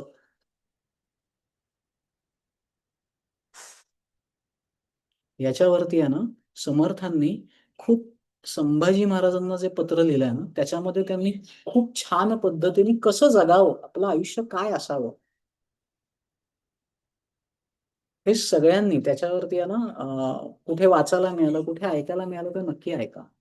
काय म्हणतात समर्थ संभाजी महाराजांना, तर धर्मासाठी मरावे, मारुनी अवघ्यासी मारावे, मारिता मारिता घ्यावे राज्य आपुले. नीट ऐका, धर्मासाठी मरावे, मरुनी अवघ्यासी मारावे, मारिता मारिता घ्यावे राज्य आपुले.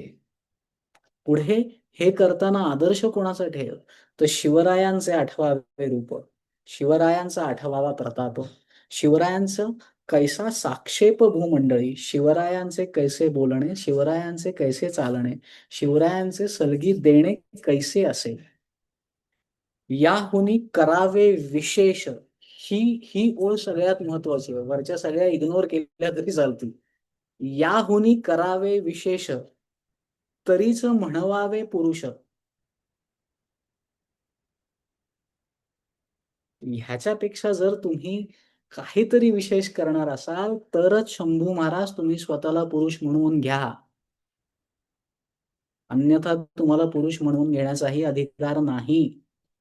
मग आपण आपल्या जीवनात कसं करू शकतो, तर आपण आपल्या जीवनात जसं शिवरायांच्या पुढे एक पाऊल जायला सांगितलं, तसं आपण त्याच शिवरायांना आदर्शवत मानतो या महाराष्ट्राचं, तर त्यांच्यासारखी दृष्टी, जशी त्यांनी स्वराज्याची संकल्पना या जनमानसामध्ये रुजवली, फुलवली आणि दृश्य स्वरूपामध्ये उतरवली, तशी मी माझ्या आजूबाजूच्या समाजाकरता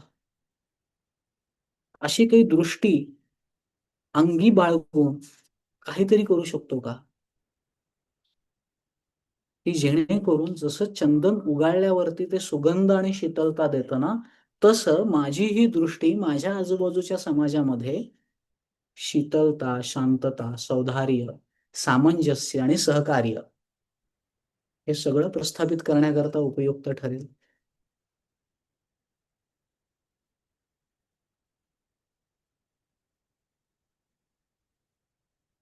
भारतीय शास्त्रकारांनी आणि भारतीय संस्कृतींनी सगळ्यात जास्त महत्व जे दिलं ना, जे कीर्तिरूपी जे राहील ना तुमचं, तुम्ही गेल्यानंतर तुमच्या मागे काय वारसा तुम्ही ठेवून जाताय, ह्याला जास्त महत्व दिलं, ना की वाडवडिलांनी ठेवलेल्या धनाला. म्हणून पुढच्या ओळीमध्ये ते आलेलंच आहे, जे पुढच्या स्वाध्यायात आपण बघूच.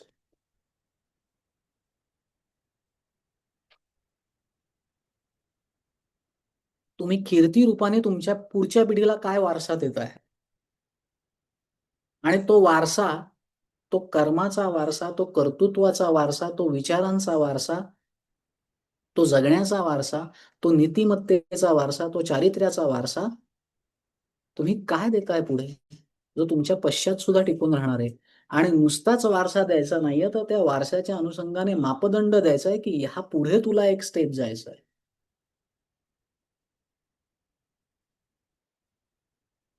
म्हणूनच माऊली वडिलांची जी व्याख्या करते ना, की श्रुती स्मृतींचे अर्थ स्वतः होऊन या मूर्त, जो लेका दाखवी तो वडील.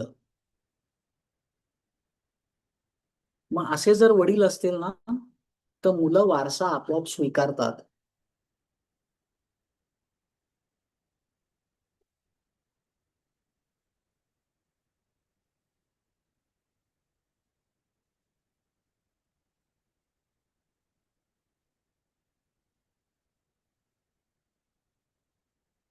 समर्थांची आणखीन एक ओवी आहे. समर्थ म्हणतात, भला रे भला, बोलते ते करावे, बहुत जनांच्या मुखी यश घ्यावे, परी शेवटी सर्व सोडून द्यावे, मरावे परी कीर्ती रूपी उरावे. तर ह्या जीवनाच्या यज्ञामध्ये आपल्या कर्माच्या ज्या आहुत्या आपण टाकणार आहोत ना, या आहुत्यांमधून आपण एक सक्षम, सुदृढ असा वारसा आपल्या कीर्ती रूपाने पुढच्या पिढ्यांना देतोय का, याचं चिंतन, याचं मनन हे ज्याचं त्यांनी करायचं आहे. माझी आजची कृती खरंच त्या दिशेने आहे का?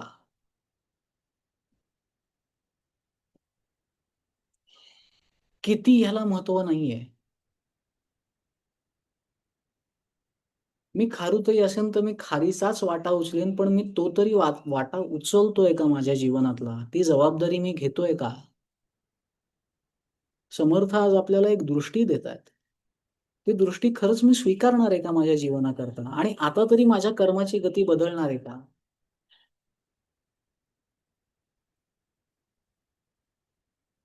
लक्षात येतंय काय तुमच्या? समजतायत? स्थूलातून सूक्ष्म आणि सूक्ष्मातून उत्कट, आणि जे उत्कट असतं तेच उदात्त असतं, तेच उत्कृष्ट असतं. लक्षात येतंय? समजतंय?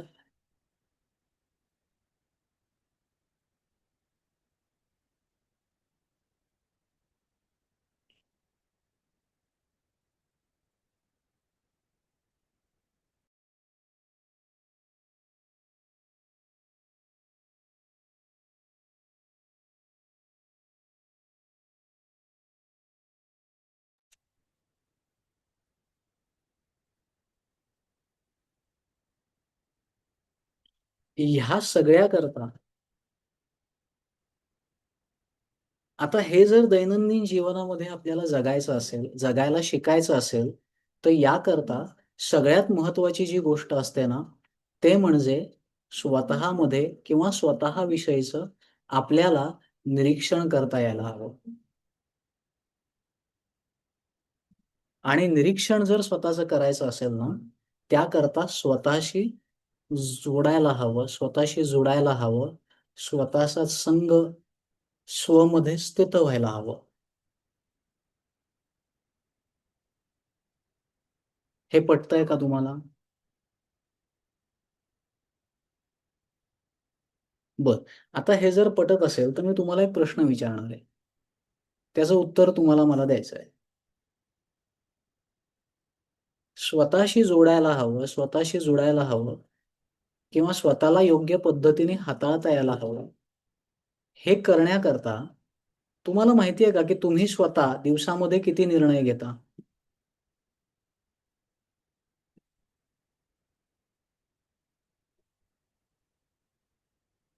एका दिवसामध्ये तुम्ही साधारण किती निर्णय घेता याची कोणाला काही कल्पना आहे का? तुम्ही स्वतःला अनम्यूट करून उत्तर देऊ शकता.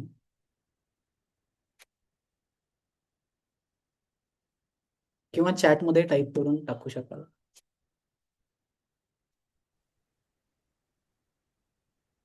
नंबर्स मध्ये नाही सांगता येते, पण सतत निर्णय घ्यायची प्रक्रिया चालू असते. हा, काही एक आकडा सांगा, आपण नंबरमध्ये बोलूयात. नंबरमध्ये बोललो ना की क्लॅरिटी येते. खूप, भरपूर असं नाही, एक नंबर कुठला तरी. सतत हे उत्तर नाही, चिकार उत्तर नाही, नंबर. टाकला ना चॅट मध्ये. हा तुमचं झालं, ते बाकीच्यांचं विचारतोय मी, संजीवजी.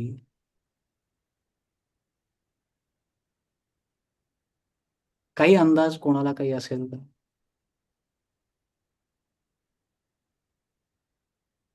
पाचशे. बरं. आता तुम्हाला गंमत सांगतो, या बॉडी माइंड इन्स्ट्रुमेंट मधून दर दिवसाला साधारण 25,000 निर्णय घेतले जातात, जे तुम्हाला माहिती आहेत किंवा ते तुम्हाला माहिती नाहीत.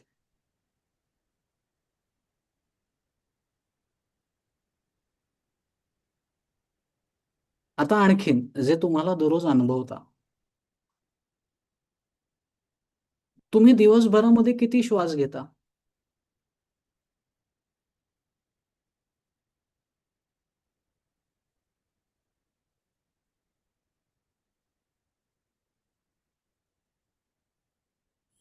काय वाटतं तुम्हाला किती असतील? 21,600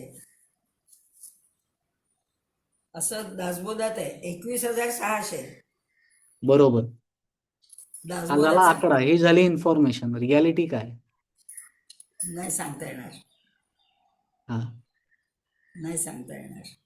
दासबोधामध्ये जे सांगितलंय ते समर्थांनी स्वतःच्या श्वासाचं केलेलं निरीक्षण आहे, परीक्षण आहे, आणि तशी त्यांनी त्याची नोंद केली आहे. तसं आपलं आपल्याला माहिती आहे का? ज्या अर्थी त्यांनी तो श्वास काउंट केला, याचा अर्थ त्या श्वासामध्ये त्यांच्या ज्ञानाचं गुपित दडलंय. सायन्स प्रमाणे 18 सायन्स प्रमाणे 18 काय?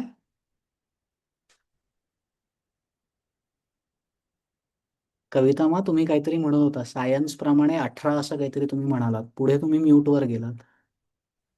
मिनिटाला 16. हा. सो ऑन अन ॲव्हरेज प्रत्येक माणूस 20,000 ते 22,000 या रेंजमध्ये पर दिवसाला श्वास घेतो. परंतु हे प्रमाण प्रत्येक व्यक्तीचं वेगवेगळं आहे. प्रत्येकाचं हे सारखं असू शकत नाही. कोणाचं 25,000च्या वरती पण असतं. कारण सध्याच्या धकाधकीच्या जीवनामध्ये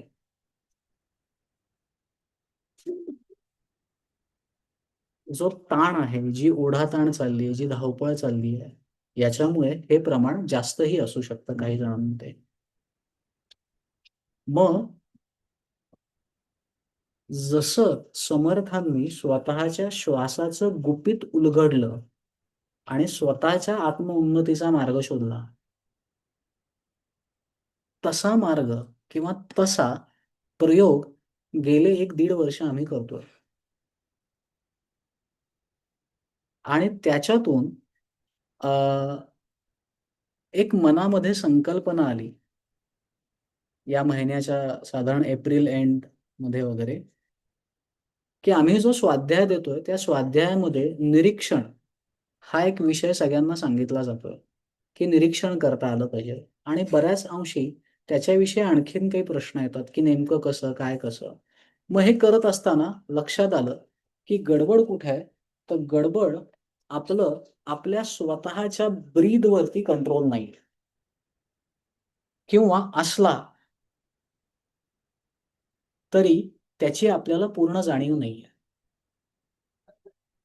म्हणून आम्ही सगळ्यांनी असं एक ठरवलं की ज्ञानयोग चॅरिटेबल ट्रस्ट तर्फे आपण काही माफक शुल्कामध्ये या श्वासावरती ग्रीप मिळवण्याकरताचं काही टूल आपण लोकांना देऊ शकतो का, की ज्याचा त्यांना स्वतःच्या क्षमता अनफोल्ड करण्याकरता, स्वतःच्या क्षमता पूर्णपणे वापरण्याकरता आणि स्वतःचं बेस्ट स्वरूप आधी कळून घेतलं पाहिजे.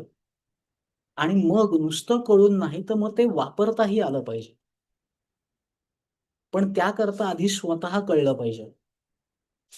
आणि जसं समर्थांनी श्वास मोजले, ते का मोजले त्याच्या मागचं सायंटिफिक कारण असं आहे की श्वास ही एकमेव इनव्हॉलेंटरीली घडणारी ऍक्शन आहे जी तुम्ही व्हॉलेंटरीली कंट्रोल करू शकता. तो चॉईस तुमच्याकडे दिलाय. म्हणजे काय, जसं मी सांगितलं, निर्णय 25,000 होतात, आपल्याला 1-2 निर्णय घेतल्याचं आठवतं. म्हणजे रक्ताभिसरण, हृदयाचं पंपिंग, ऑक्सिजन सर्क्युलेट होणं, अन्नाचं पचन होणं, या सगळ्या गोष्टी आपल्या नकळतपणे आपला ब्रेन करतोय. आणि या सगळ्यावरती त्या व्यवस्थित काम करतात का नाही करतात, कसं करतात, ते तुमच्या शरीराला बेस्ट पॉसिबल व्हर्जनमध्ये ठेवतात का नाही ठेवतात, याचा कंट्रोल तुमच्या श्वासात दिलेला आहे. आणि या श्वासाला त्याचा चॉईस तुमच्याकडे देऊन ठेवलाय की तुम्ही याला कंट्रोल करू शकता आणि याला कंट्रोल करून तुम्ही तुमच्या सगळ्या शरीराचं मेकॅनिझम रिॲडजस्ट करू शकता. म्हणून समर्थांनी श्वास मोजले, विचार नाही.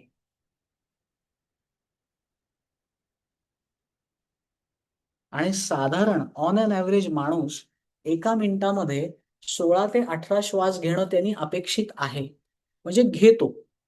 पण मी जर तुम्हाला असं म्हटलं की एका मिनिटामध्ये तुम्ही साधारण 8 श्वास घेऊन पण चांगलं जगू शकता आणि उत्तम क्वालिटीने जगू शकता, तेच काम चांगल्या पद्धतीने करू शकता,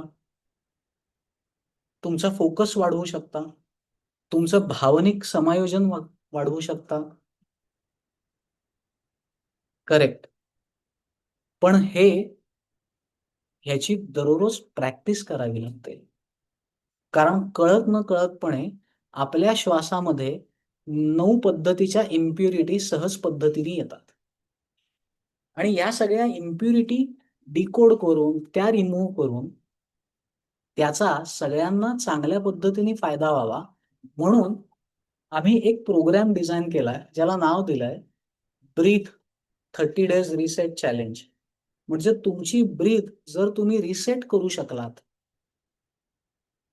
तर तुम्ही तुमच्या शरीराला त्याच्या बेस्ट व्हर्जन पर्यंत घेऊन जायला थोडं सहकार्य करू शकाल. जसं मोबाईलचा ऑप्टिमम युटिलायझेशन हवं असेल तर त्याची रॅम क्लीन करावी लागते, त्याच्यातलं अननेसेसरी स्टोरेज काढावं लागतं, त्याची बॅटरी फुल्ली चार्ज करावी लागते. हे झालं मोबाईलच्या बाबतीत. तसं हे जे मुव्हेबल गॅजेट आहे, हे जे मोबाईल गॅजेट आहे, जे इकडे तिकडे जातं सगळीकडे, तर ह्या गॅजेटला याच्या बेस्ट व्हर्जन पर्यंत जर न्यायचं असेल ना, तर 3 पद्धती आहेत. एक आहे ज्ञान ग्रहण करणं, त्याचं चिंतन मनन करणं आणि आपलं अंडरस्टँडिंग वृद्धिंगत करणं. दुसरं आपल्या कर्मयोग साधणं, म्हणजे कर्माची क्वालिटी दिवसेंदिवस 5 प्रकारची कर्म आपण करत असतो. नित्य, नैमित्तिक, प्रायश्चित्त, अनुष्ठान. त्यातली आणि याच 5 कॅटेगरीमध्ये कुठल्याही युगात जा तुम्ही, याच 5 कॅटेगरीमध्ये तुम्ही काम करता, कर्म करता. तर या 5ही कर्मांची कधीतरी एकदा आपण तो बघूयात सेपरेटली. त्याची क्वालिटी वाढवणं. आणि तिसरं भक्तीने. पण या तिन्हीपैकी माझ्याकरता कुठला ॲप्ट आहे आणि या बॉडी माइंड इन्स्ट्रुमेंट करता कुठलं उपयुक्त जास्त आहे, हे जर समजून घ्यायचं असेल तर त्याच्याकरता हा श्वास समजणं आणि त्याच्यावर ग्रीप मिळवणं खूप आवश्यक आहे. तर आपण 1 जून म्हणजे उद्यापासून साधारण दररोज 30 ते 35 मिनिटं कनेक्ट होणार, प्रार्थना म्हणणार, एक विशिष्ट पद्धतीचे सराव श्वासाचे तुम्हाला शिकवले जातील. ही प्राणायामाची पहिली पायरी आहे. कारण प्राणायामाकरता माझं असं पक्कं मत आहे की सध्याची जीवन पद्धती लक्षात घेता आपण डायरेक्ट प्राणायाम करण्याकरता एलिजिबलच नाही आहोत. त्यामुळे प्राणायाम 100 पैकी 95 जणांना माहिती असतात, त्यातले 50 जण करतात कन्सिस्टंटली आणि त्यातल्या 5 जणांना सुद्धा त्याचा परिपूर्णरित्या फायदा होत नाही. कारण प्राणायाम म्हणजे फक्त शरीरातले काही पॅरामीटर स्टेबल ठेवणं नाहीये, तर तो प्राणाचा आयाम, त्याचा आवाका वाढवणं आहे आणि तो नुसताच वाढवणं नाहीये, तर तो या देहातून अभिव्यक्त करणं सुद्धा आहे.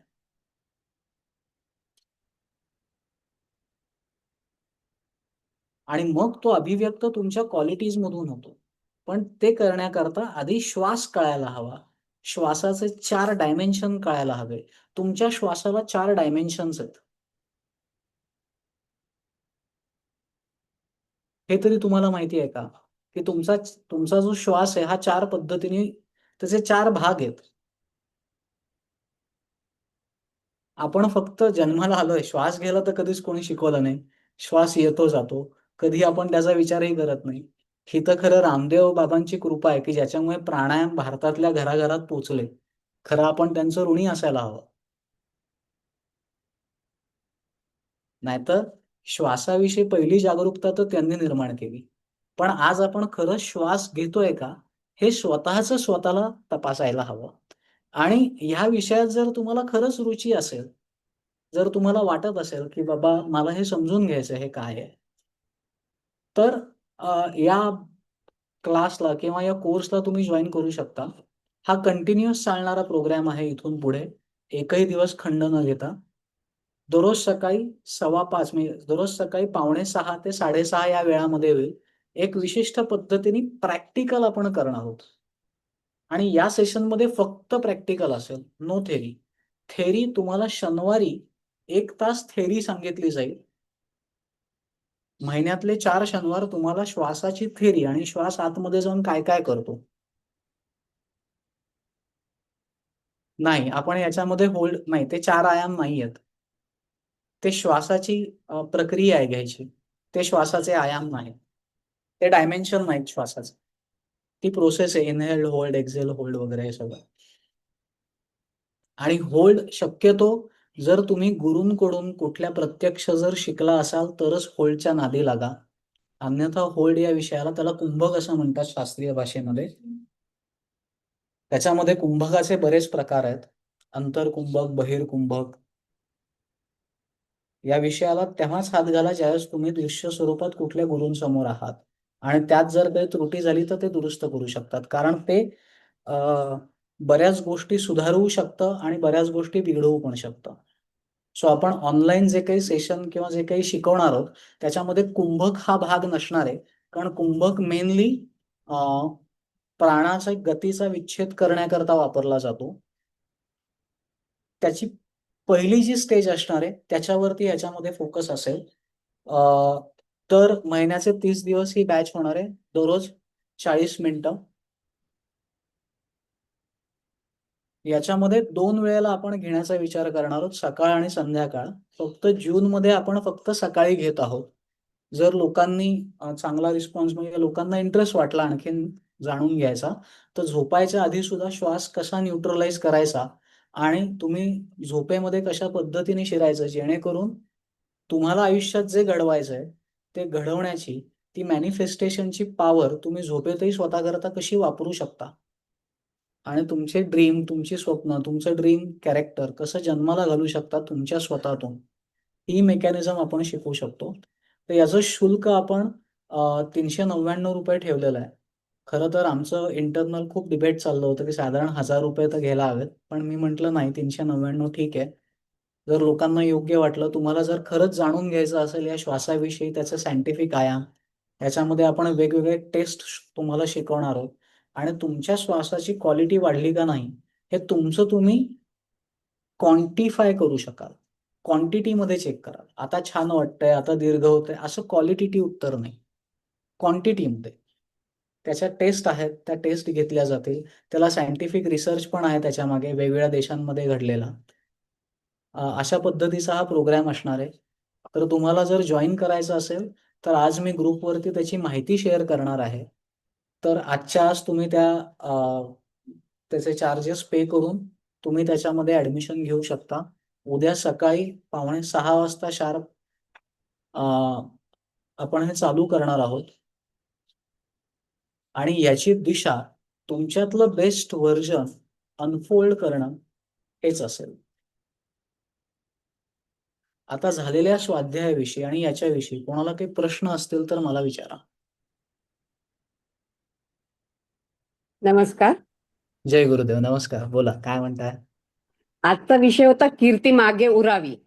हा. हा, जसं रामदासांचे स्वामींचे मनाचे श्लोक लहानपणापासूनच आम्ही म्हटलंय, बहुतेक माझ्या पिढीतल्या सगळ्यांनीच म्हटलंय.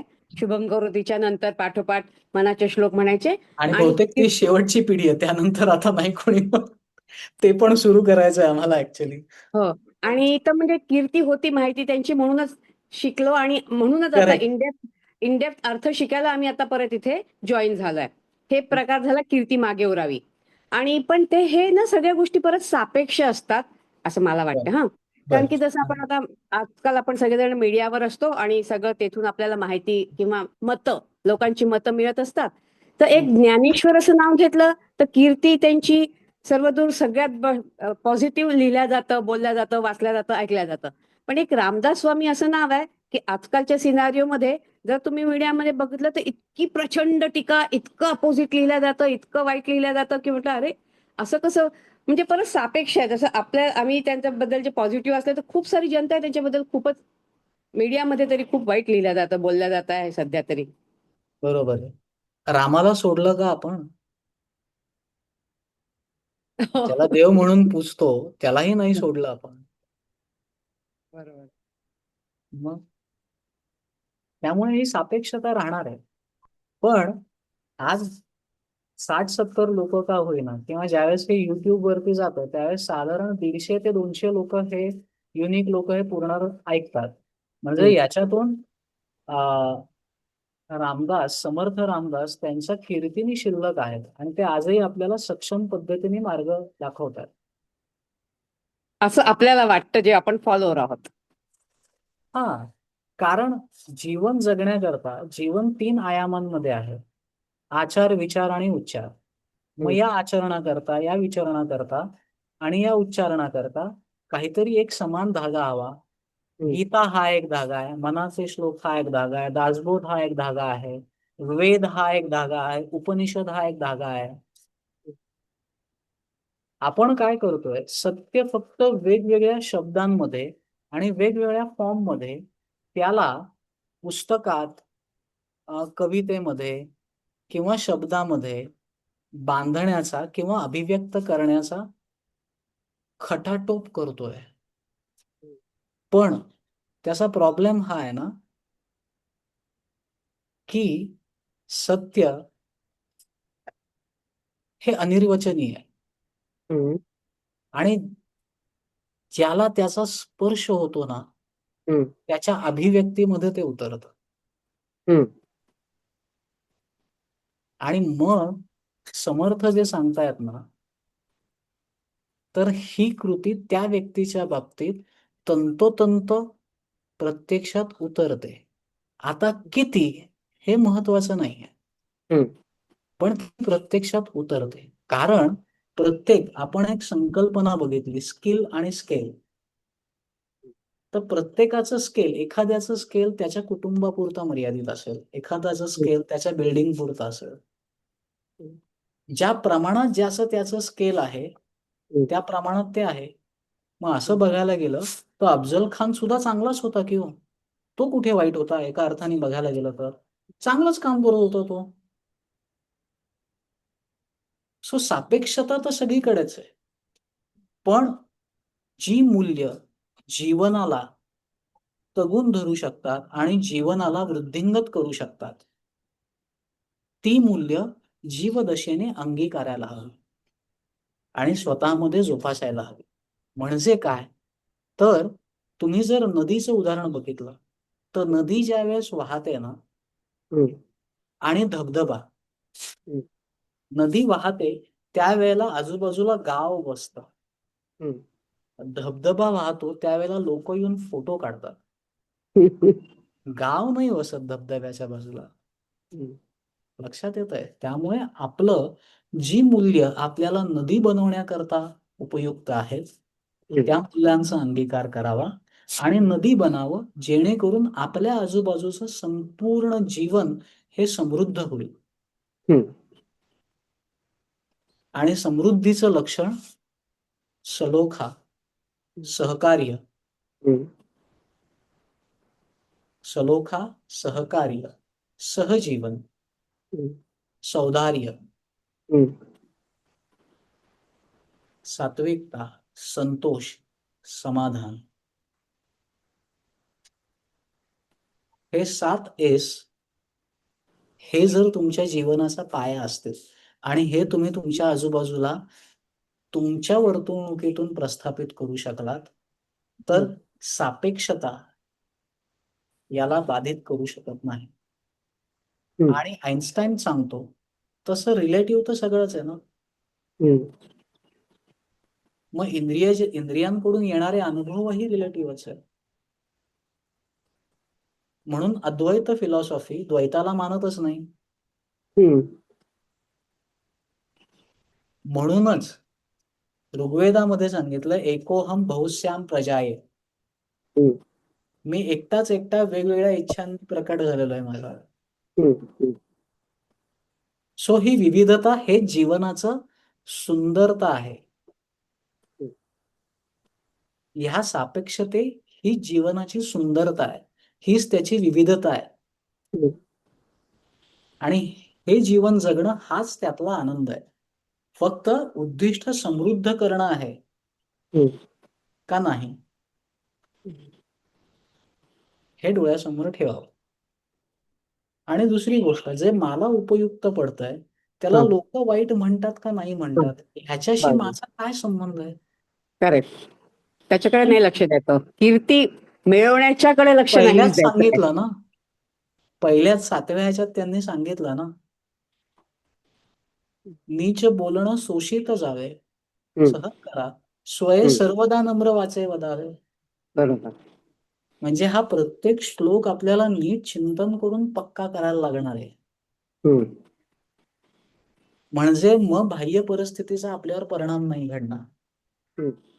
आणि हेच सगळं नीट बसण्याकरता आहे ना, जी प्रक्रिया समर्थांनी केली त्याच प्रक्रियेतून आपल्यालाही जाणं अनिवार्य आहे. ते म्हणजे स्वतःचे श्वास, त्याच्यावरती स्वतःची मास्टरी येणं हे गरजेचं आहे. ही इनव्हॉलेंटरीली चालणारी प्रक्रिया आपल्याला आपल्या ताब्यात घ्यावी लागेल. आणि ती ज्या क्षणी तुम्ही तुमच्या ताब्यामध्ये घेऊ शकाल त्यावेळेला या देहातून तुम्ही वेगळं, म्हणजे अंडरस्टँडिंगच्या बाबतीमध्ये, नंतर कृतीच्या बाबतीमध्ये आणि स्किलच्या बाबतीमध्ये काहीतरी वेगळं तुम्ही अनुभवू शकाल. आणि काहीतरी वेगळं या कृतीतून, या देहातून कृतीत काहीतरी उतरवूही शकाल. पटतंय का स्मितामा तुम्हाला? धन्यवाद. धन्यवाद. छान. तुमचे प्रश्न आणि खूप मार्मिक असतात. कधी कधी ना, म्हणजे टीका करतात म्हणजे ते पण पॉझिटिव्हली घ्यायला पाहिजे, की लोकांना ते खपत नाहीये म्हणून सदैव टीका करतात, म्हणजे बरोबर आहे काहीतरी म्हणून टीका कशाला करतात करत? किंवा हम्म. असं असतं. हा, सापेक्षतेचा मुद्दा होता ना अनघामा, म्हणून म्हटलं की जसं रामदासांना जर टीका करत असतील तर मग अफजल खानालाही छान म्हणायला हवं, असं सापेक्षता. बाकी काही. कोणी चांगलं का वाईट हे आपल्या डिस्कशनचा मुद्दा नाही. आपण सापेक्षता बघत होतो. धन्यवाद. आणि ते चांगले नव्हतेच हेही मी, ठीक आहे, तो वेगळा मुद्दा आहे. हा, कोणाला या श्वासविषयी काही प्रश्न आहेत का? बरं, तुम्हाला कोणाला जॉईन करण्याची इच्छा आहे का? मी ग्रुपवरती टाकेन. आज संध्याकाळपर्यंत तुम्ही त्याचं पेमेंट करा आणि तुम्हाला DYCTचा एक ॲडमिनिस्ट्रेटिव्ह नंबर दिला जाईल. त्याच्यावरती तुम्ही पेमेंट केलं की त्याच्यावर तुमचं नाव, गाव आणि पेमेंटचा स्क्रीनशॉट पाठवून द्या आणि तुमचा मोबाईल नंबर, जो एका व्हॉट्सअप ग्रुपमध्ये ॲड केला जाईल. त्या व्हॉट्सअप ग्रुपमध्ये तुम्हाला पुढच्या सगळ्या सूचना मिळतील. संध्याकाळची वेळ काय आहे? संध्याकाळी आपण पुढच्या महिन्यात चालू करणार आहोत. मग संध्याकाळी मी आपण साधारण 8 ते 8:30 या वेळात घेणार आहोत. जेवणाच्या आधीची वेळ बहुतांश, आता मी सूर्यास्ताच्या वेळेसच जेवतो, त्यानंतर मी जनरली काही खात पण नाही मी संध्याकाळी. पण सूर्यास्ताच्या वेळेस बऱ्याच वेळेला कामावरून लोकांना उशीर होतो, त्यामुळे 7:45 ते 8:30 अशी वेळ डोक्यात माझ्या सध्या आहे. त्याच्यातून काय आहे की तुम्हाला नॉर्मलाइज करून तुम्हाला जेवणाचं पचनही कसं घडलं पाहिजे, झोपही शांत कशी लागली पाहिजे आणि त्याच्यातून तुम्ही कसं मॅनिफेस्टेशन वरती काम करू शकाल याच्यावरती आपण काम करणार आहोत. बॅच परत सुरू झाली तर मग बघू. जुलैमध्ये होत असेल परत हो, तर चालेल ना. परत. ही बॅच आता परमनंट चालू राहणार आहे, कारण आम्ही श्वास हा प्रोग्राम कंटिन्युअस ठेवणार आहोत. हा, ठीक. चालेल. कोणाला काही प्रश्न नसतील तर मग आपण इथे थांबूयात. कोणाला प्रश्न आहेत काही?